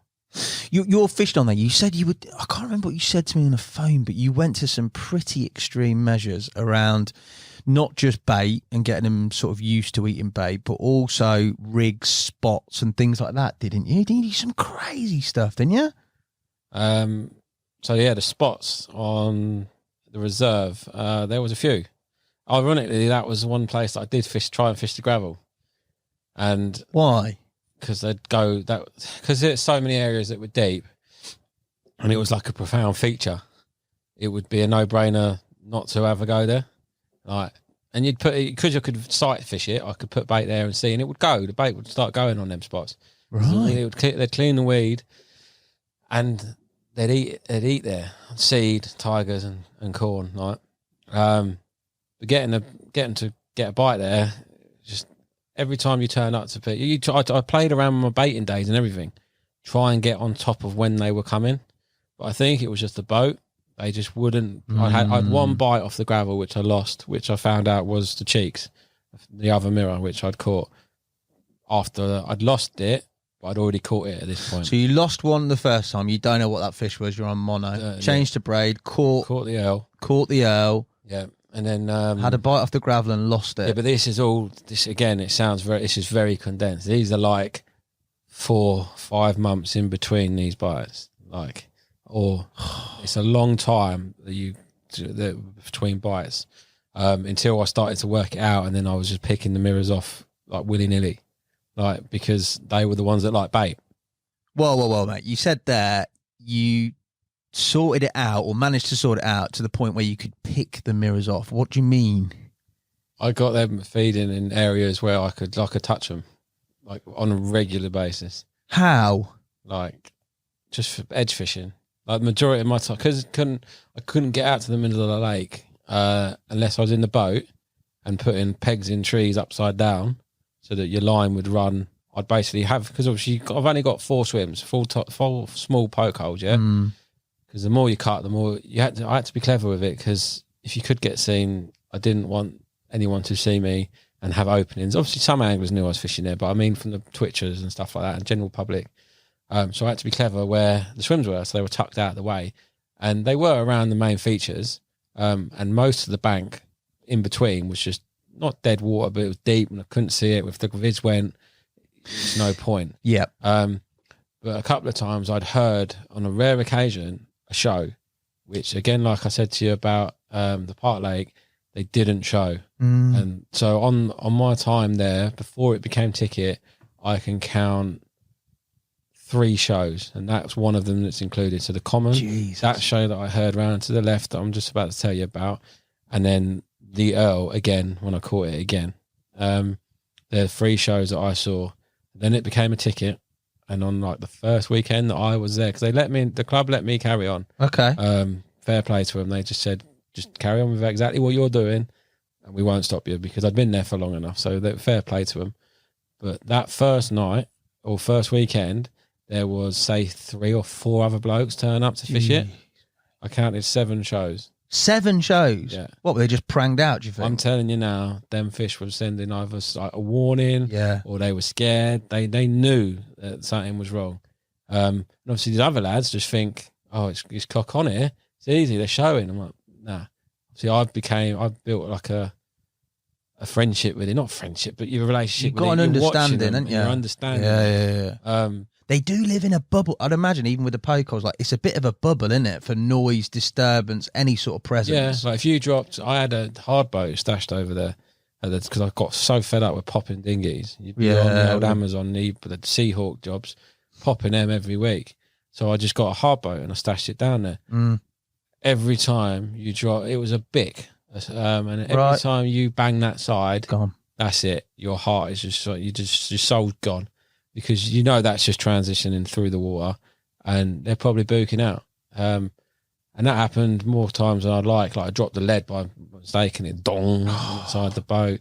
But they're just part and parcel of it. Mistakes happen. Like, what did you say you were doing to me with lead core on spots and stuff as well, didn't you? Didn't you say you were doing? on the edge spots, like where I'd seen the commons up like there's a bay that I caught where the northwesterly blew into, where Pete caught them from.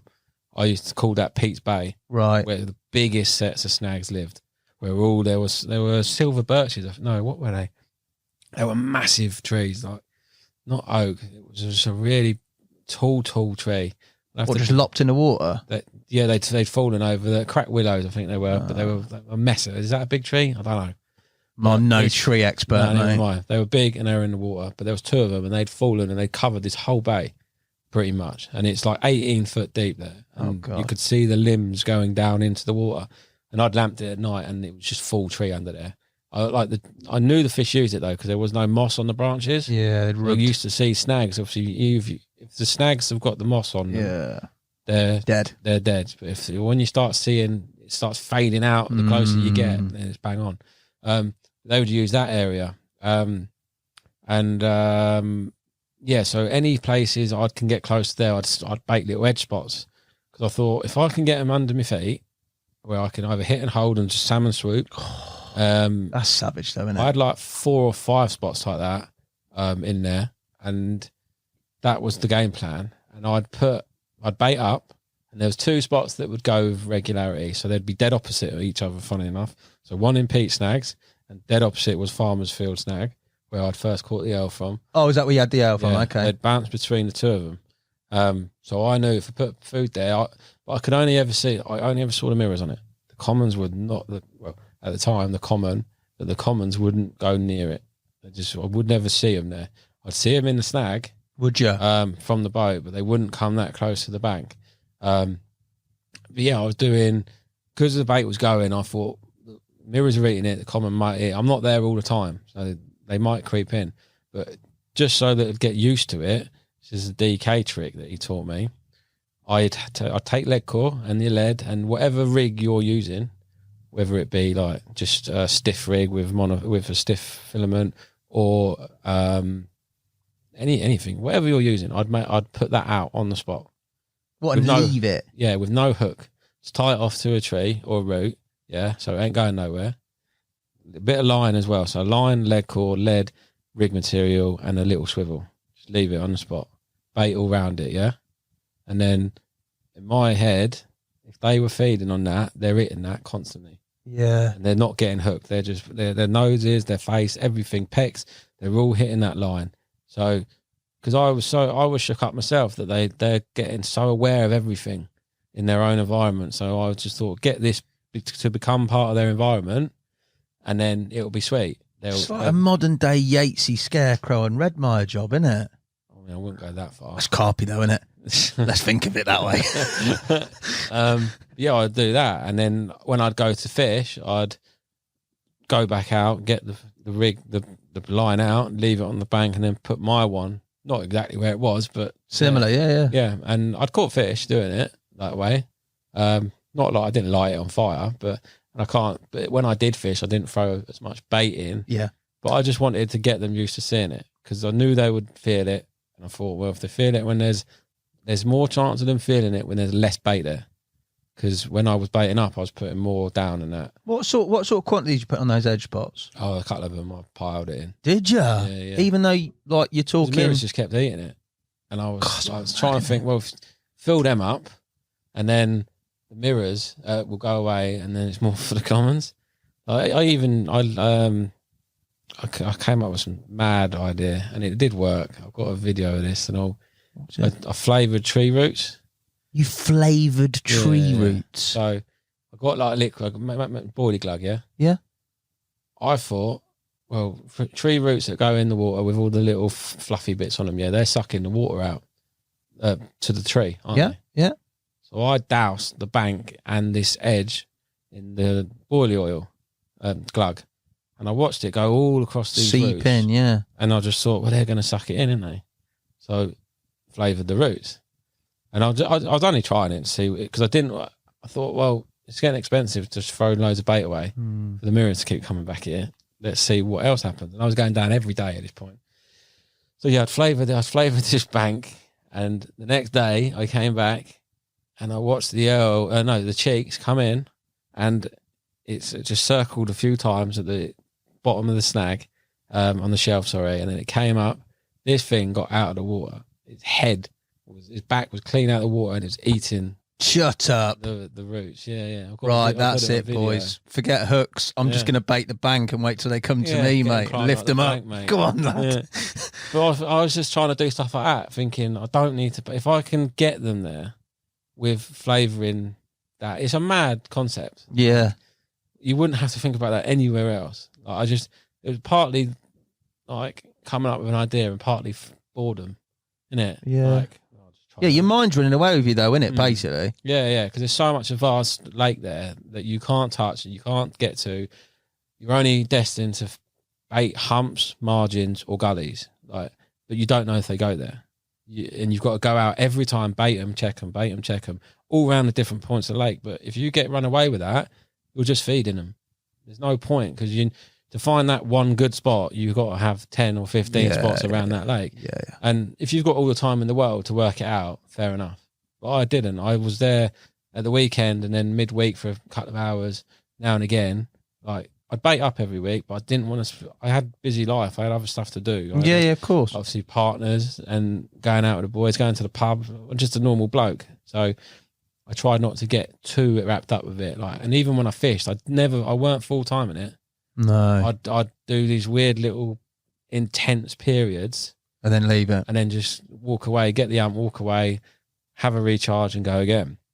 I'd still bait throughout the other times. But going back to what you were saying about mad spots, I used to do pegs upside down in trees as well because of them 4 swims. So I had one in like Pete's corner, one in the farmer's, and then 2 down the other end. I'd heard a fish show up to my left when I was in the farmer's field. Obviously, I can't cast in any of these swims. No. It was all boat drops. Yeah. And I ran down, I crawled down the bank through the trees, and I see the rings, and I just eyed it up to where I thought it was, went out there, donking around. I used to have just a lead on a bit of braid with a cork. Yeah. So you just donk, and you'd set it to a certain depth when I was trying to find spots, like say 8 foot around your finger, and then just paddle your boat around until you hit 8 foot. And then, but this one, I found a spot. I was just dunking around where this fish showed, and I found a hump. But it was 80 yards up to my left. Right. So I can't cast to it. No. I couldn't. But even putting a rig on it, if you'd done it, it would be going straight through the trees. So I lowered a rig onto it, went back to the swim. Well, before I'd put the rig out, I went to the tree, got a tent peg upside down and tied it with lead core. So the peg was upside down with the U bit. Yeah. Up. Yeah. So I rested, put my braid in that, and then the line went out to the spot, like semi-slack. It's like rainbow, mate, isn't it? Some rainbow hooks. Not that savage, but yeah. Don't know. It was dropped there, so everything would happen normally. If it went, there's either 2 things that are happening. The fish is going to bolt out that way, and when I hit it, the line's just going to come straight off because there's nothing above it, or it's going to pull down and left, and it's going to pull the peg, and the peg's going to fall in the water. I caught absolutely fuck all, but it was a good method in the madness. I tried it in the morning when I went and got out. When I hit it, it just came straight off. I was like, so I knew it would work. That's a good idea, mate, to be fair, isn't it? It just, I didn't catch anything. But that was one of the random shows. Baited that spot. Never got like harder, never got anything. And just ended up seeing the birds, diving it, and I donking it, smelled the lead, stank. Did it? Mouldy bait. But equally, if you caught a fish so I'd caught from the farmer's field, the gravel hump spot. So that one where I said to you, I lost the cheeks off the gravel hump. Yes. They never ate there again. Yeah, who was it? I'm trying to think back to a podcast. Shelley on Fen Drayton. He was saying the same thing. Yeah. You catch them on one spot, never again. Yeah. Done. I'd had to wait like a year, maybe. Jesus. You wouldn't, honestly, when they're on bait, on there, 10 acres, even though there's only 4 fish, you wouldn't think it'd be that hard. No. That's the mad thing with it. Like, you think that they're going to be someone different would go there now, and someone has gone there now, and he's torn it apart. Yeah, but it's you can't. There's context behind that, mate. But it's what I say. It's. I'm not going to mention his name. Yeah. Because I already have, but it's for people that's fishing. He's fishing it still. He's angled it like perfectly, But equally, he says he's had to push in the real right direction because he's talking to me. Yeah, of course. So he knows the areas where the average Joe wouldn't. They're using the swims, this club, the ones that I've made. They're still using them. Are they? Like, and obviously they're in pole position. There's other little pole coves that my mate knows about. I've told him, I was like, you need to look there. But where that he's the one that's told me that when they've got bigger, they're obviously now eating the bait. But yeah, he's angled it to perfection, and he's caught really well. But it was a different lake when I was there. They were just really wild and not interested in getting caught. Not that any fish is interested in getting caught, but they would just play the game. You had to go up against it. What was your next capture? You had the first mirror, the Earl. I finally caught the cheeks on my second year. From one of those two spots? From the farmer's field. I was on the phone to an old friend, Scott Sweetman, nicest man in carp fishing. He on the phone to him. He was fishing down the valley and literally just saying how shit it looked. I was like, nothing had happened. And I was fishing the rod into the mouth of the snag, that slope that I said to you. Yes. Like just off of the dot island that I stood on. I still fished that gully because that's where you'd watch them. They'd swim in and out of there. Just their route, yeah. And it was just trying to get a bite there. Bright ones still? No, I was using at this point, I was using boardies on the bottom. Okay. Because they started to eat them. They'd crater a spot out in the front, but you could just not buy a bite off of it. If you put anything down there, it sounds stupid to talk about this now, because if you baited it, they'd smash it. If you fished it, they wouldn't go near it. So it must be something to do with the line. It must be the angle that it came out. I can't explain it, but if I fished at the front, I'd nick them, but not with regularity. You do one, like I say, and then that's it. Boom. So you knew if you get a bite, you've got to be dialed in. You've got a DK referenced it. You've got to go through that process in your head of what is going to happen. What am I going to do? Yeah, because if you don't and you get caught short, that could slip it up. But you lost a couple here, mate. Losing 2, that's a killer, in it, mate. I'd only lost one up to the... to the second capture. Lost one first, then I caught the L, and then I caught the cheeks the second year. So off this slope, I baited that front. They weren't touching it. So I was fishing the front and the slope, which is probably 20 yards apart of each other, but they're governed by a big set of snags on a shelf. So you'd come down the shelf and then they'd swing a right to the other spot, which was at the bottom of the shelf amongst the weed. But that's the one that I could not get a bite of. And it's like seeing it, I can picture it in my head now from the boat. It used to be a slope, and when they finished with it, it was just a fucking 90% drop, 90-degree drop. Trough, yeah. Mate. And I was like, I took Matt down there. I was like, how are you not getting a bite on that? But that was just the nature of the beast. But yeah, I was on the phone to Scotty going back, and I said, it looked rubbish. And as soon as I said that, the right hand rod just pinged tight, right round tight, and it went to the right. And I'm thinking, oh, fuck. Straight on it. Scotty was still on the phone. Dropped him on the floor. Yeah. Hit it, got out in the boat. It got out of the tree and it pinged left, and thankfully went out to open water. And then this is how little concentration I have. I thought it was the L again. I was like, it's a recapture. But that morning, Turner and Gaz and Benji were down having a walk in the valley. Yeah. I said, boys, I've fucking caught the Earl again. Do you want to come down and have a look? Oh, so you got it in the net at this point? Yeah, I got it in the net. And I've told Scott's still on the phone, or I phoned him back. I said, I've got the Earl again.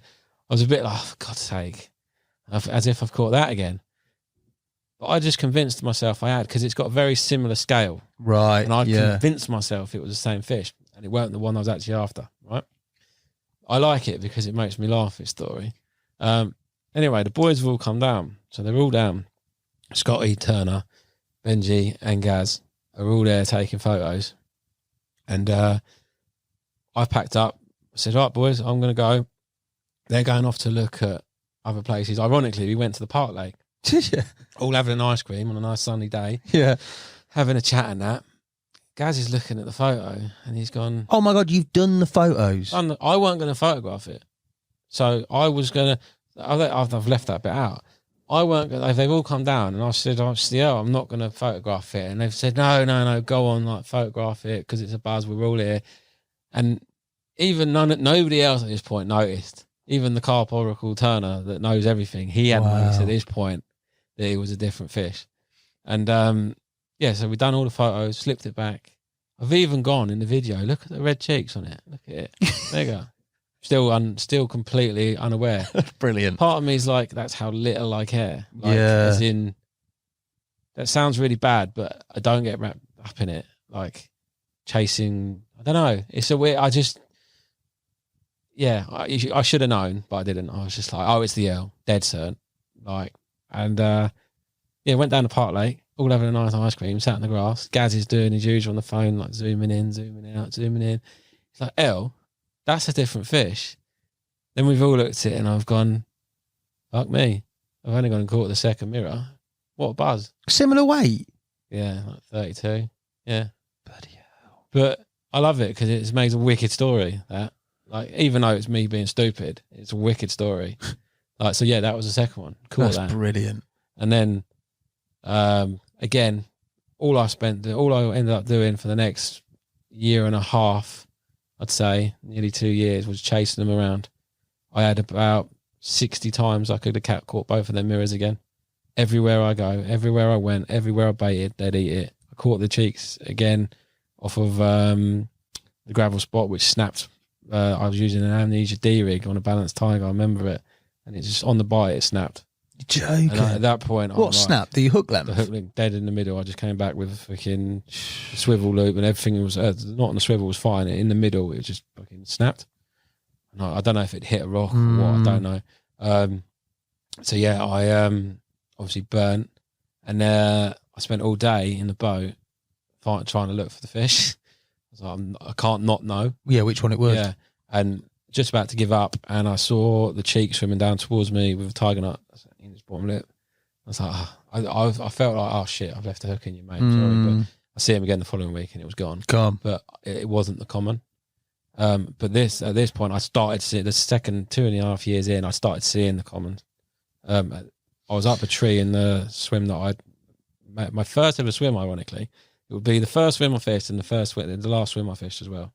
So there's another again, bit of symmetry, didn't you? Yeah, I don't mean to do it. It's just it seems to happen that way. I should just go in one swim and not fucking leave it forever. Yeah, I'm rotting in this until it happens. So yeah, I was up this tree that I'd made a climbing tree in it, and I was looking out to the middle of the lake, and something caught my eye below me, and it was one of the commons swimming out. I thought, oh, there's the fucking myth. And then as I'm looking at him, behind him there's another one, which is bigger. Like, not massively bigger. They're the same sort of sizes. I'm like, oh my God, there's two. Never knew that. I was shook up. I was buzzing. I was so excited. Not that I'm in any stead to catch these things. I hardly see them, but I just... But that's proof though, isn't it? Yeah. But then I started seeing one of them. I don't know which one. I started seeing them with more regularity. I was finding them in the same snags. And are these completely different areas to the mirror areas? Yeah, so this is the other side of the lake. Oh, this is where you started. Snags. You said that. Yeah. This is in peak snags with all the woodwork. They'd be sitting there. Like, one mirror was very active and one was very docile. So one would like to sit in the snags and just do nothing. And the other one would always swim around the snags. They were weird. Where the mirrors would be always swimming about and stuff. They'd go off on their ways. They sort of got used to me at the end of the day, the mirrors. Yeah. I got very close to them all the time.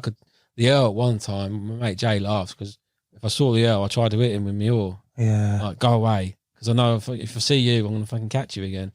But it's weird that they were so distinct, two pods of carp, two mirrors, two commons. Yeah, I've now seen a video since I've left the two mirrors with the common. And I'm like, what? So infuriating. Why didn't you do that? They probably did, but I didn't. I never. The only time that I had all of them feeding was when I caught the common, and it was a very rare occasion.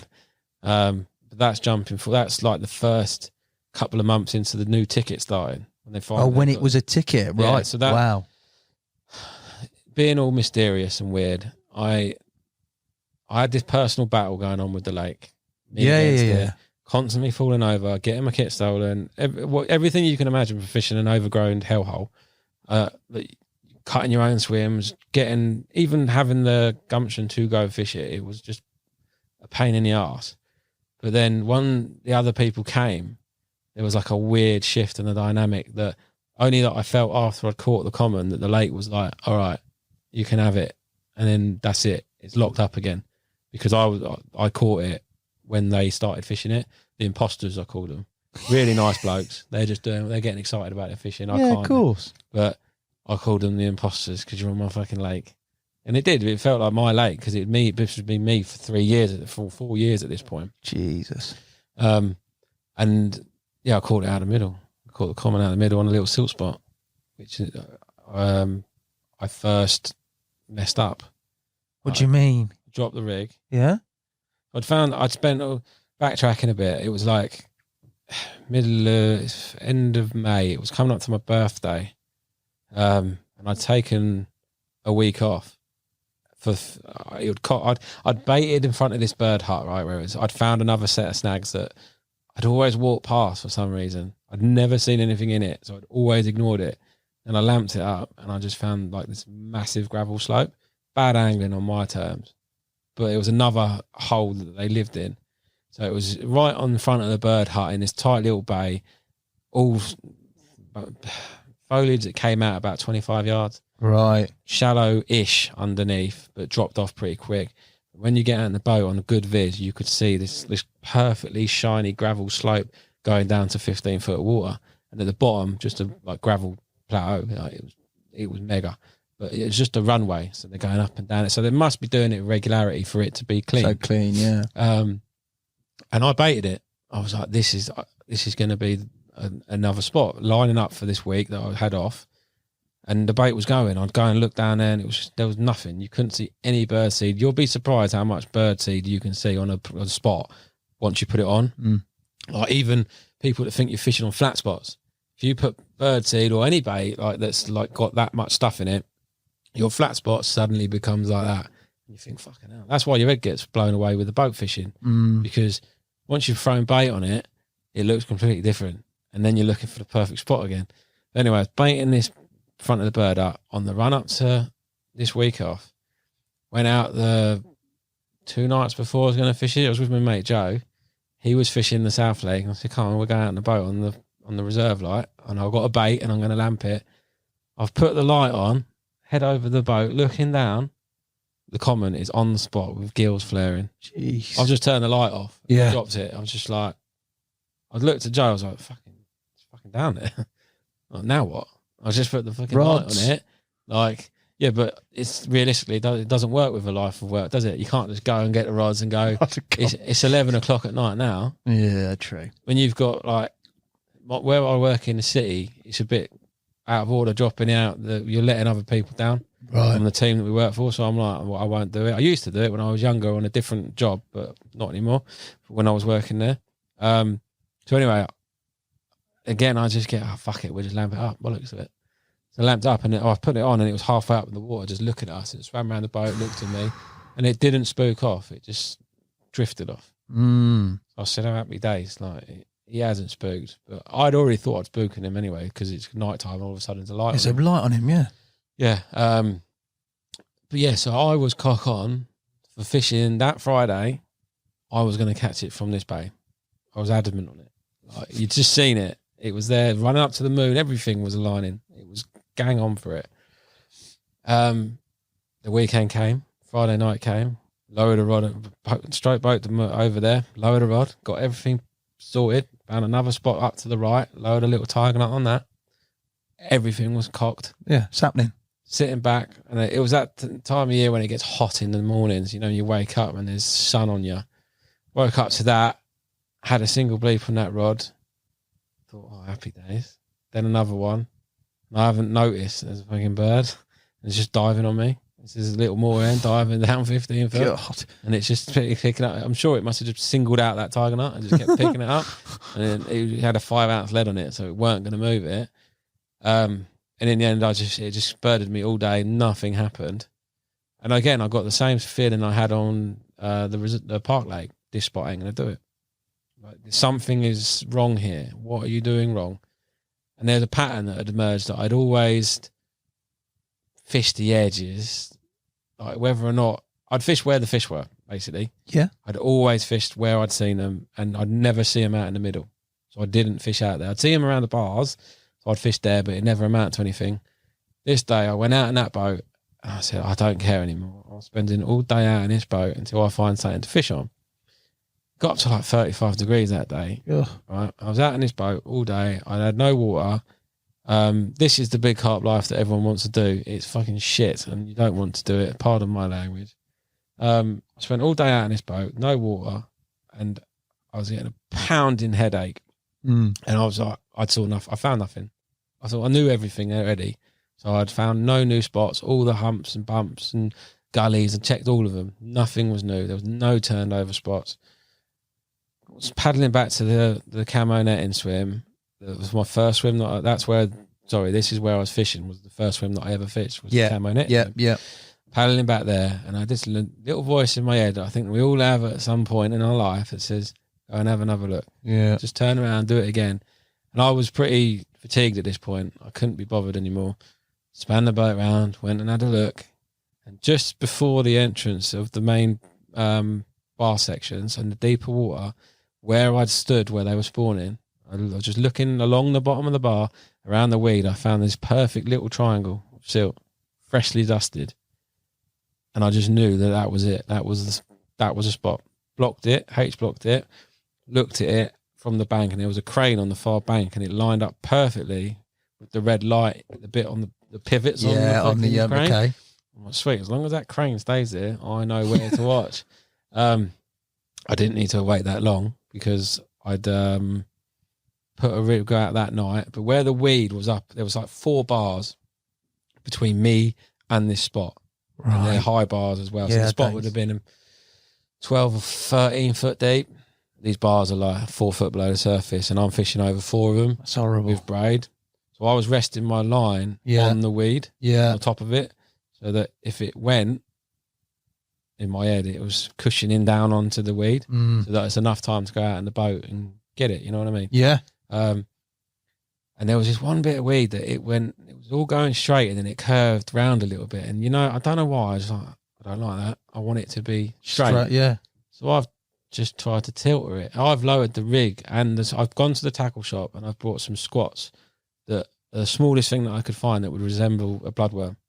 And I've put them on, a pinch of them on, and a pinch of tiger nut, crushed tiger nuts, classic Terry in it. Did you chew them in your mouth? Did I fuck? Oh, if only. You'd have had it a lot sooner, mate. I think I just said that. Yeah, no, I think I did actually. Oh, did you? I think I did. Oh, that's brilliant. I probably did because I don't have a crush, I think. You full cleaned up tail. This is mega. Full Terry Turbo. I think DK's got some of them, hasn't he? Terry Turbo. Oh, mate. DK's got all sorts. I caught it on a DK nut. Did you? Yeah, I did. Big dogs only. Yeah. And I was tilting with the line. All the bait's down there. Rig's laid perfectly. I've watched it all down. I've laid it all out. It's fucking cocked. And I've tried to tilt at that line, and I've just felt it go. Brrr. Oh, you... Not a lot, not big. I just felt it move. But you've moved your lead? Yeah. That's horrible, mate. And I'm like, I was so angry with myself because it was rigmarole to get it out and like where I wanted it. I just thought, go and have a look. So I've just put the line in my fingers like that, and I've paddled out one-handed, got the line out of the weed just in case I was going to leave it. And I've looked down, and it was bang on. It was perfect. It was better than I'd put it. So the lead had moved into the outside of the weed, and the rig was just on the outside of the baited spot, just sitting perfectly. And where I'd seen it, the hook had just gone into the silt, just ever so. And I just thought, I'm leaving that. Bollocks to it. Yeah. I thought about when I was younger, like the amount of times we put out dodgy hooks and dodgy rigs, and you caught fish. I know that it's bad in this day and age. But I knew that hook would still be sharp, and it would still work if something was going to happen. So anyway, I left it and paddled back, sorted the line out. That was it. Rods were set. Woke up in the morning. My mate had rung me. He was fishing further up in the valley, saying how shit it was. It was hot again. There was mayfluff all across the water. Oh, yeah. It always looks shit when it's on the water. Gets around everything, especially braid. Yeah, it's a nightmare with braid. This water was white with it all the way out. And I said to him, no, looks shit. Nothing's happening. And I thought I'd have had one by the morning. This is like 9 o'clock now. No, 8 o'clock, something like that. And, got off the phone. I've gone to the toilet. I'm having a slash. I've heard Neville go. Oh, the ATT receiver, which is on the Neville. I think, looked at the rod. Then I've said, oh, for fuck's sake, 'cause I've seen the tip was bouncing. I thought, it's just stopped again. Then I said I thought to myself, it's a fucking bird again. You're kidding me. Carried on relieving myself. And then done it again. And I've looked again and it's just held. And the tip started going. Like, oh no, it's a bite. And I've jumped straight into the boat, hit into it, straight away into contact with the fish, all the way out there going, don't be a mirror, don't be a mirror, don't be a mirror, don't be a mirror. Got above this, got through the 4 weed beds that were on top of them bars, got over them, because it moved like 6 foot to the right and just stopped. It just gone. What, just got solid in some weed? Well, I don't think it was in weed. No, it wasn't even weed. It just stopped. Dumpy. It was weird. It just stopped moving. So I just wound myself out to it and got above it. And I was just I was on, I had my 12-foot rod, so it's a bit like pokey in it. I was looking down and there was just this white line coming up towards me. And there's an eel in there, big eel. Like, I thought I'd caught the eel, right? Oh, no. So there's this white line coming up through the layers to me. While I'm out there, I'm looking, I can hear popping. I've looked to the left where the spot is, and it is fizzing like mad. Like it's got, they're all there, and they're still eating. It's like one of them stupid days that you get. Yeah, where it just goes mental. Yeah. Classic end of May, innit? Yeah. Perfect time. So yeah, this white line kept coming towards me. Kept coming. So I'm going to see this in a second, whatever it is. And I'm peering like over the boat low, and it's the belly of the common. Yeah. And I've just netted it. It's come up to me upside down. I'm thinking, I looked at it. I'm looking, it's nailed in the bottom lip. It weren't wrapped in the hook lamp or anything, no. No, it was just upside down. It was just sort of, didn't do anything. And it might, to this day, I'm like, because it's never been caught. Yeah, I didn't know what's going on. on. You'd think a common in there while like not being caught would go turbo. mental. And it's been caught one time since, like years later, and it went turbo. Did it? Yeah. It knows now though, doesn't it? It's learned. And I just said it's got, because there's no, unless someone comes and tells me any different, I've never heard of it being caught. And yeah, that was it. I phoned Matt, Standard, come down. I think he nearly broke into tears that day because it was finished. Like, it was done. That was me finished. Well, you're not hanging on for the second one? No. Why not? Because it earned enough of my respect to leave it alone. And I'd had enough of that lake. You'd had enough? In what sense? It just it's like, life's too short. Like, yeah, I wanted another challenge. I'd known everything that I could know about that lake, and there was something nice in it to leave it with a mystery still there. I didn't need to catch them all. I never feel the need to catch them all. So I left it there. That will make someone else's day in the future, won't it? Hopefully. Doesn't have to be all mine. What a time on that place, mate. What a bunch of fish. It was an amazing, it sounds, I don't know how this is going to sound back, but it was like a really rough education, but it stood me in amazing stead. So like now, if I went back to any of them other lakes. You said this, on the phone, didn't you? Yeah, I'd be fine. I'm fishing opposite people, fine. It's given me that steel journey. Yeah, and confidence to just know what I can do. I can do it. I'll still never say I'm a good angler. I still won't. Shut up. I won't accept that. I couldn't do that. I couldn't do what you just done there. I couldn't do it. I haven't got it in me. But that's that classic iconic thing, isn't it? It's like, it's not a case of I want to do it to be, it's just my own personal goal. Like there's lakes that I've know of and people have fished that are they're the same caliber, even more caliber, and they still do it. And I just ain't got the time for that right now, especially with my little baby. Yeah, but I'm taking that out of the equation, right? You got to think of it in a level sort of playing field. I would not stick that. I like a bite too much. I need that, I don't know, regularity of action, I think. Do you know what I mean? But for you to do that, doing it, yeah. Like every time that you walk round, it's never going to be as bad as the first time. That's what I used to tell myself. Because the first time you trip over that thing, you know it's there, so you avoid it next time. Like one time that you walk around with kit, it's hard. The next time it'll be easier. It always gets easier, doesn't it? Never gets harder. To Yeah, but mate, do. if you think about it, you've had, let's say, 4 or 5 bites in 4 years. Was it 4 years? Yeah.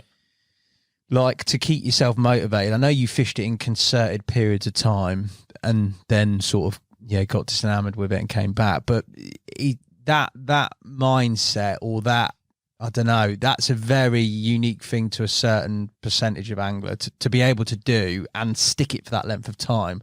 How big's common? 34 £34 for a 34. It's a very special carp. I'm not discrediting the carp at all. They're mega. They're very, incredibly special, especially considering where they've come from and that you're potentially the first person to stick a hook in them. But that, if you lay it out and said to me, you've got 4 years, you're going to get 5 bites, you might lose 2, you're going to do this many rod hours, and you're going to catch a few 30-pounders, I'd be like, oh, that's a very, very tough pill to swallow. But if you've got your mentality, your mindset, all that dedication, and are willing to go through that, and it was put on paper to you and you take it, that's why you are who you are, and I'm here, mate, catching pasties, boy. I don't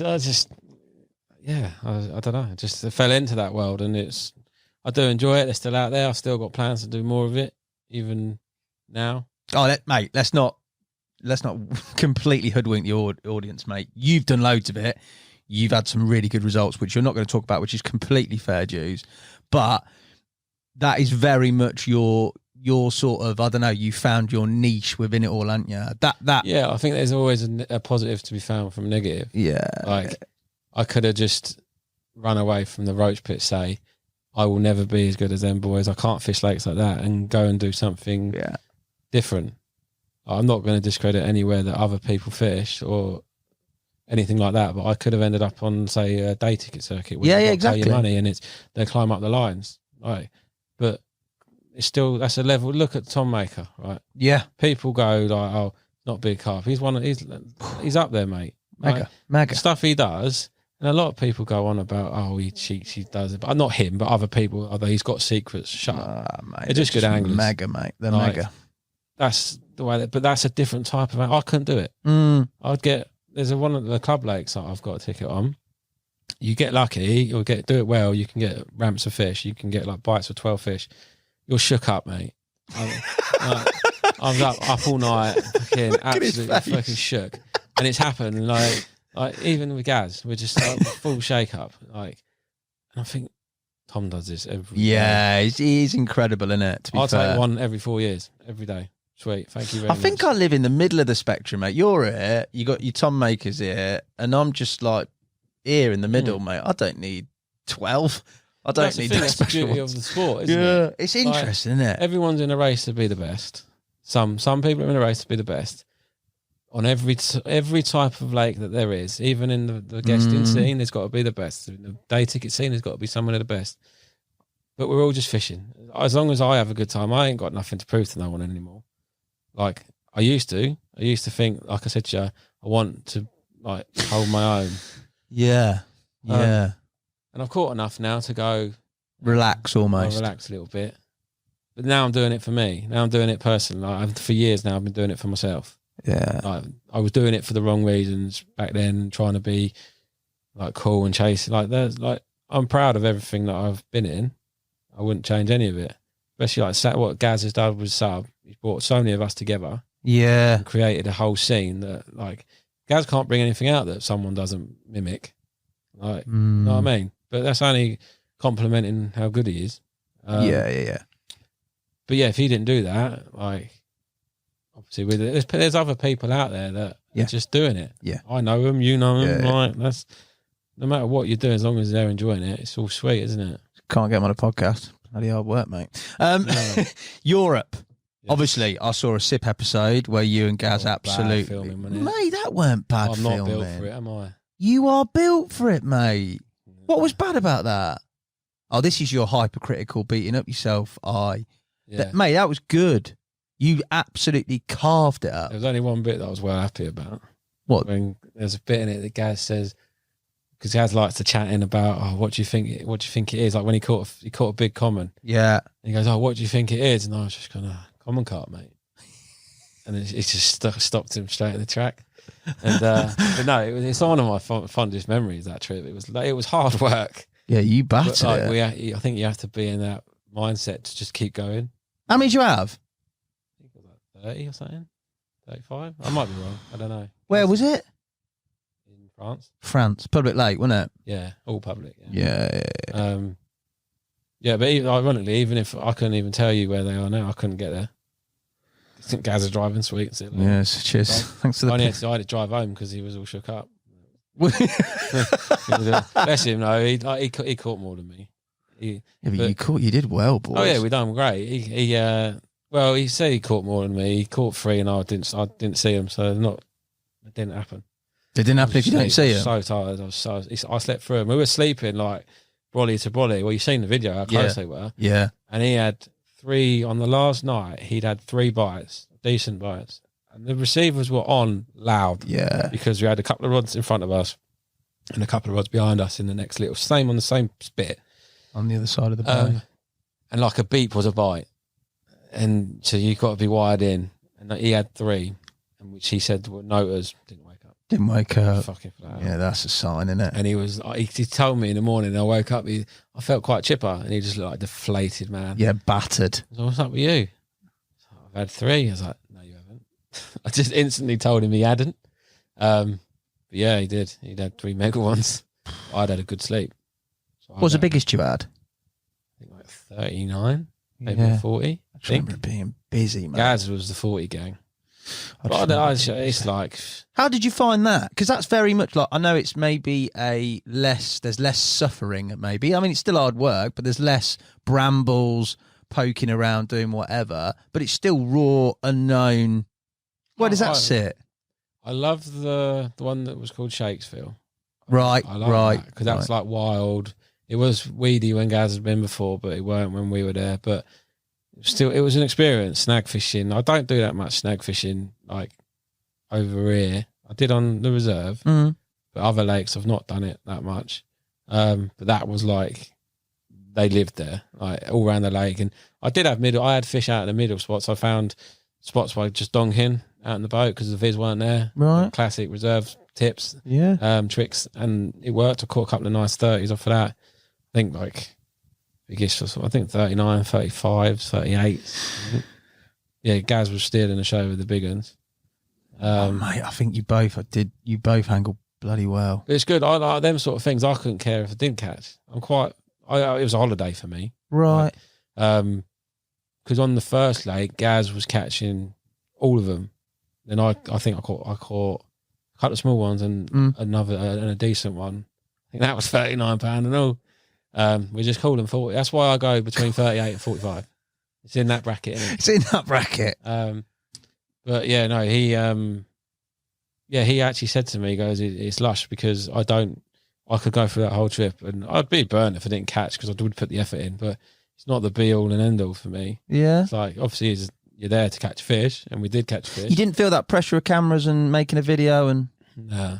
Because the first beginning bit was just there with my best mates. Yeah. Just filming it. Yeah. Like you'll notice when I'm filming it as well. If you watch the video back. Yeah, I've seen a bit. Yeah, I knew that. The focusing. Yeah. That's me. Yeah. Because I thought you've got to keep pressing it. Yeah. Turns out you don't. Goes everywhere. Who knew? But it's nice. I'm an electrician, mate. I ain't a filmer. Yeah, exactly. You've done all right there, mate. But no, I did. But then that whole obtuse angle that I liked, that was good because I could see what I wanted to.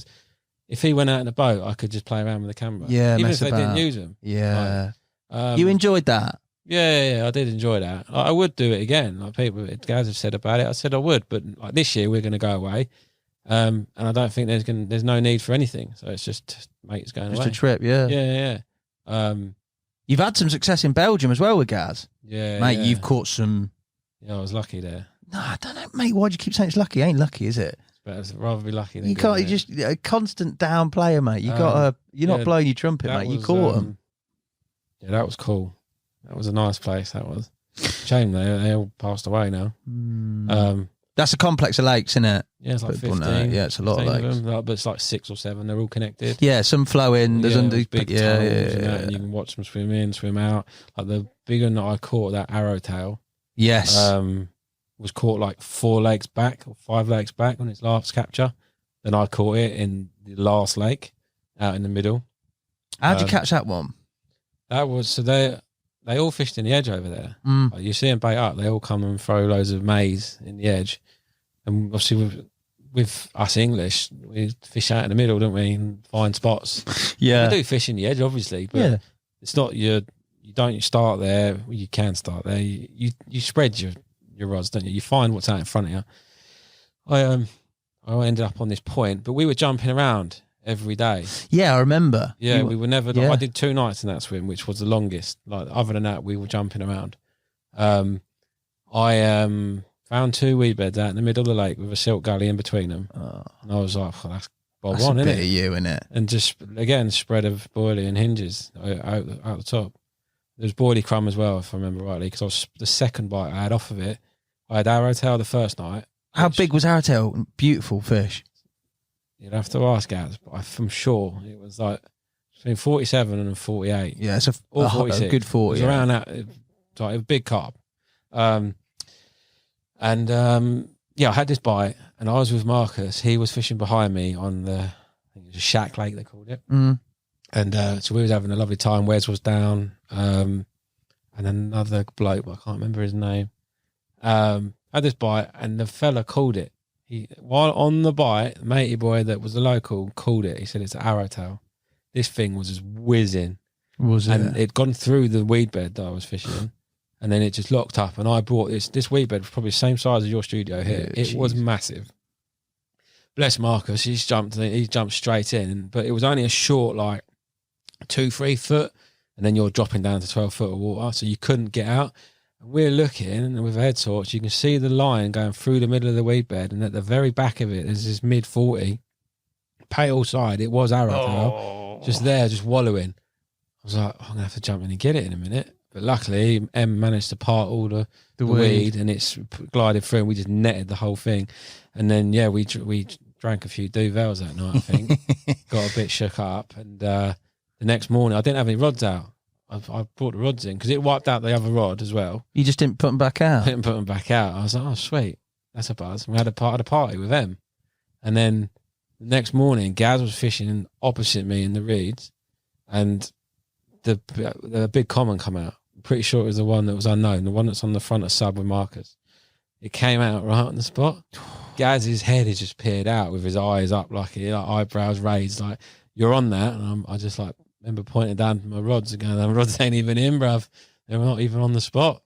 But then he caught it from the other side. Yeah, I A remember. few days later. Yeah.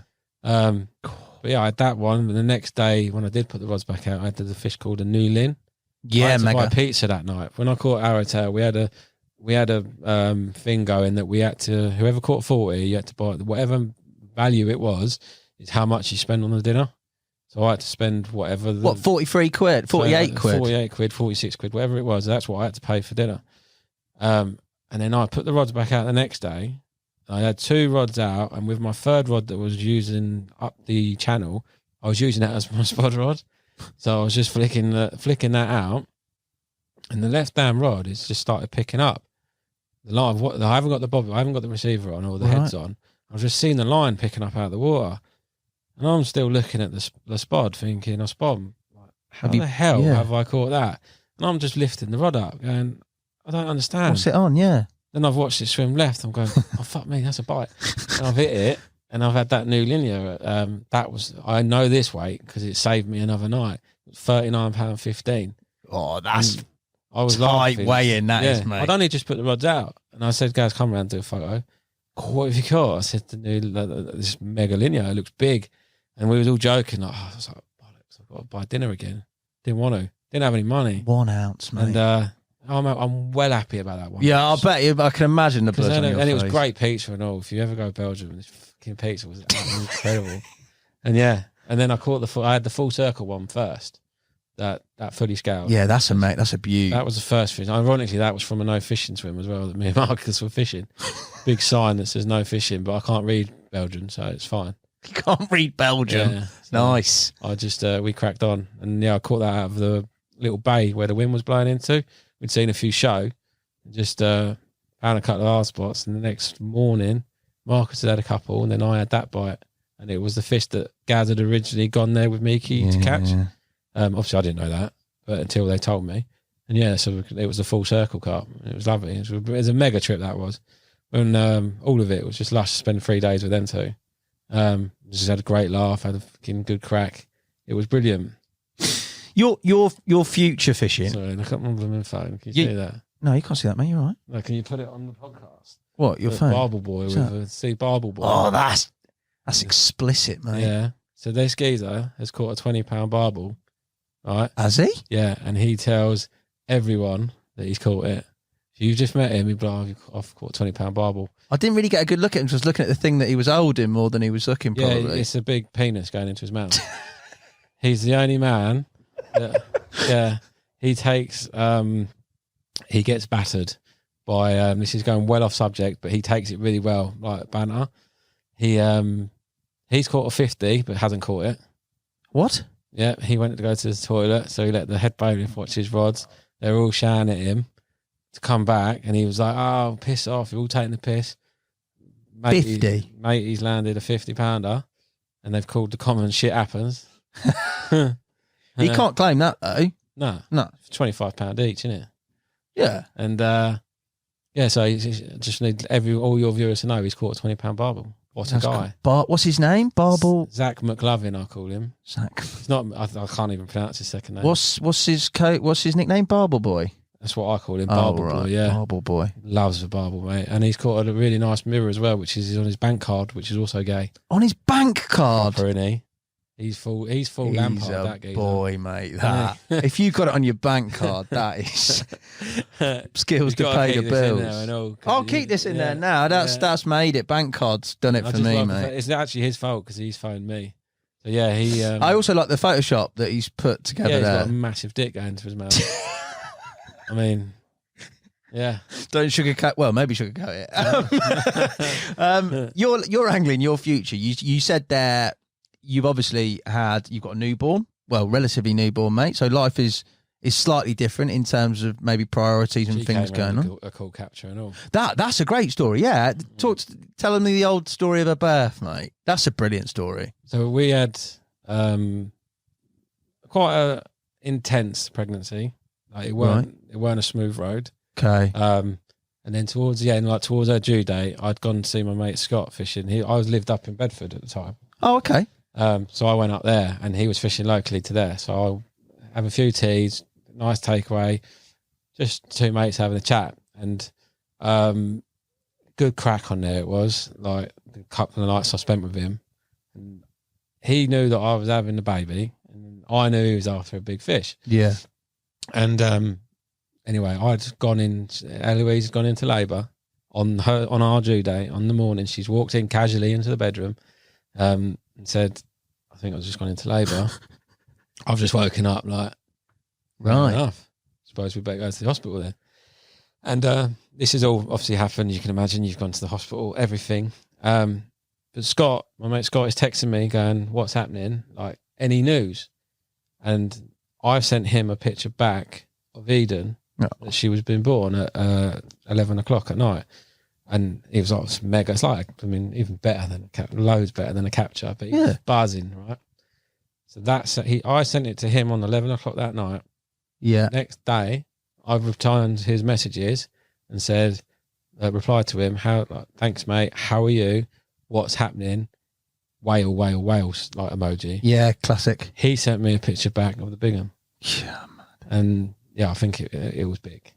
It's big. Yeah. Yeah. And it's just, that's just lovely. Really lovely that. Like, it's another bit of symmetry, mate, isn't it? Yeah. I'll always think that, like, when Eden was born, I knew where I was. I knew what I was doing. I was with a good person. Yeah. And he caught a whacker. And yeah, fair play. And it was just lovely. And so, yeah, I'm a dad now. God. Which is another shake up, isn't it? Yeah. It's no sleep last night.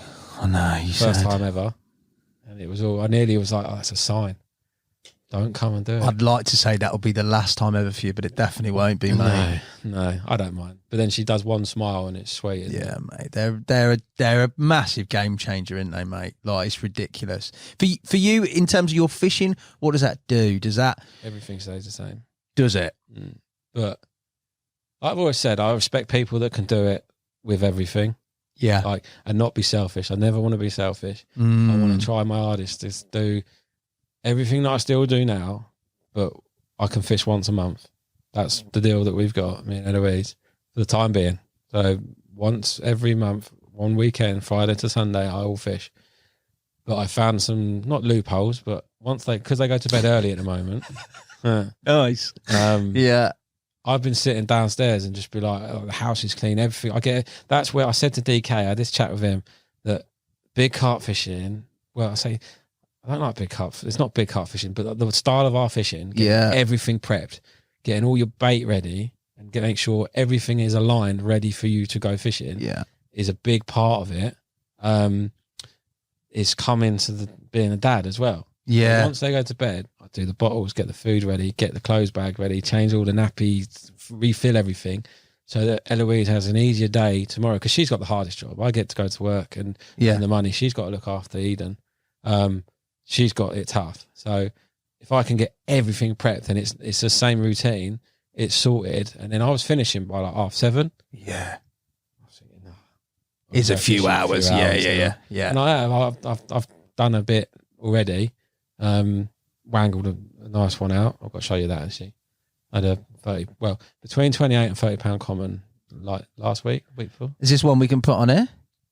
No. Not yet. Oh, he's got something going. Show me that though. Yeah. It was a cool one. It was so I went with my mate Scotty, and he's recently had a baby as well. Yeah. And he was saying, oh no, selfishly my life's changed now. I'm like, yeah, but just spin it. Just change the way you look at it. Like, we can still go out for a short little period and still go fishing. Yeah. Get a fix, and you get to be a dad as well. Because I think you can go two ways of it and go, I don't know, just I don't want to say anything because unless people do this. Yeah. You know what I mean? But that's the way I'm going to do it. Still fit it in, go out for a few hours, and then when it's prime time and I've got my weekend, the bit in between that, once they go to bed, I'll go out, prep things, get things going. Because I've got lakes that I'm going to go to that have got no history. So, and I don't know anything. I don't even know if there's anything in there, but I've got a feeling there is. So I'm going to go find out. Love it, mate, don't you? I do. I genuinely like that. I like that buzz. I don't like knowing what's in them. That's why I can't get on with lakes where they are. I do know what's in them. I love being a part of it and being there for my mates that catch them. Yeah. Like I've seen some wicked captures, and they're top anglers. Like I said, the Crawley boys, Laker, Bennett, they've amazing fish. Other boys that I've photographed, my mate Tom. All my friends have caught amazing carp and are amazing anglers, but I don't want to catch any of them. Like I used to, but I don't anymore. Mate, I massive respect you. I respect your honesty. I respect the way you go about your fishing, and the fact that anybody who can balance work, life, family, and do their own thing and find happiness, pleasure in whatever thing of angling that is, testament to whatever it is, mate. It's been really good to have you in and chat to you, mate. I'm glad you've come in and done it, mate. No, before I let you go, I don't actually have to say anything. It's quite good. What do you mean? Because I've written about the reserve. Oh, he's done you there. No, I've called it Spider anyway. Yeah, I think you might. Well, you'll be all right. But yeah. But I think, mate, as a sort of a journey of angler and the way that you've come to do what you do now, I like the way that that's gone, and it's very different in some aspects than I perceived when I've read stuff about you, had people talk about you, seen your sub stuff, all that stuff.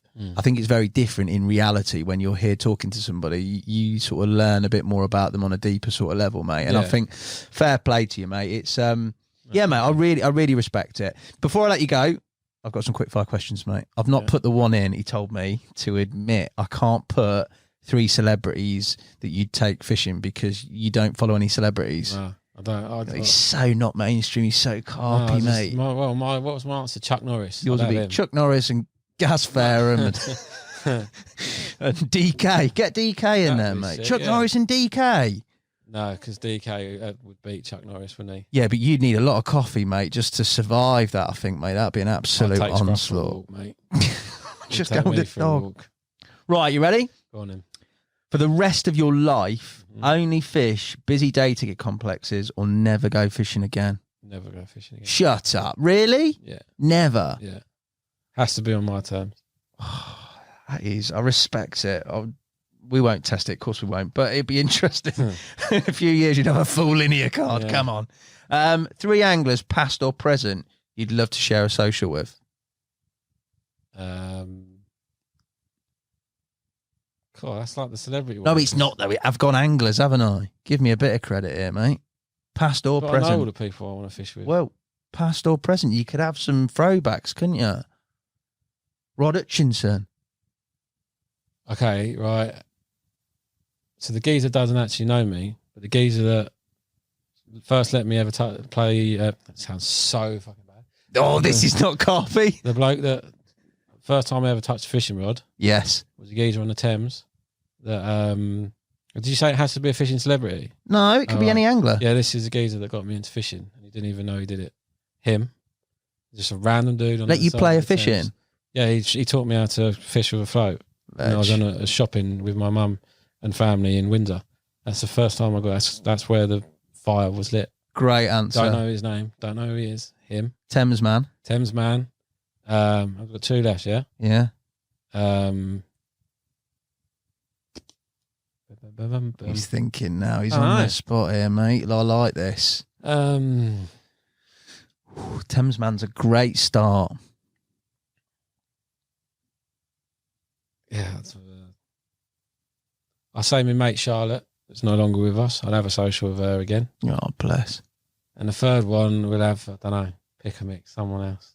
Pick a mix. Thought that was some Colne Valley boy called Pick a Mix, mate. No, because I'd like, if you give me 300, I'd have them all. But I don't know. It's interesting, isn't it, mate? Hard one, you know a lot of them now, mate. That's the thing. Yeah. Not a Rod, not somebody like that, not an absolute legend. No, because I don't have all that. You're not history. I don't know about it. I don't. No, it's I've not never you, read is Terry it? Earns books and all that. You've never read Tell? I think I've tried to. I looked at the pictures. No offence to Terry. I just don't read. I don't chase history, do I? Right off Tell. I've only read 1 fishing book. 2 fishing books, actually. What you read? Mickey's book, which was Have you? amazing. Mickey Cray, what a legend. And, well, that geezer is a legend, and him and a few others, that was the reason that I fished. They paved my fishing on the reserve. Yeah. And Gaz's book. When he brought that out, I promised him I'd read it cover to cover, and I've done it. And I told him, don't you dare bring out a second one. Why? I'm not fucking reading another one. Did you not enjoy it? Yeah, I loved it, but I like... That's a good save. Yeah, but I don't like reading about fishing. Fair play. You can pick any of the third then. None of them. I like that. Fair dues. Right. Drum and bass or country and western? Both.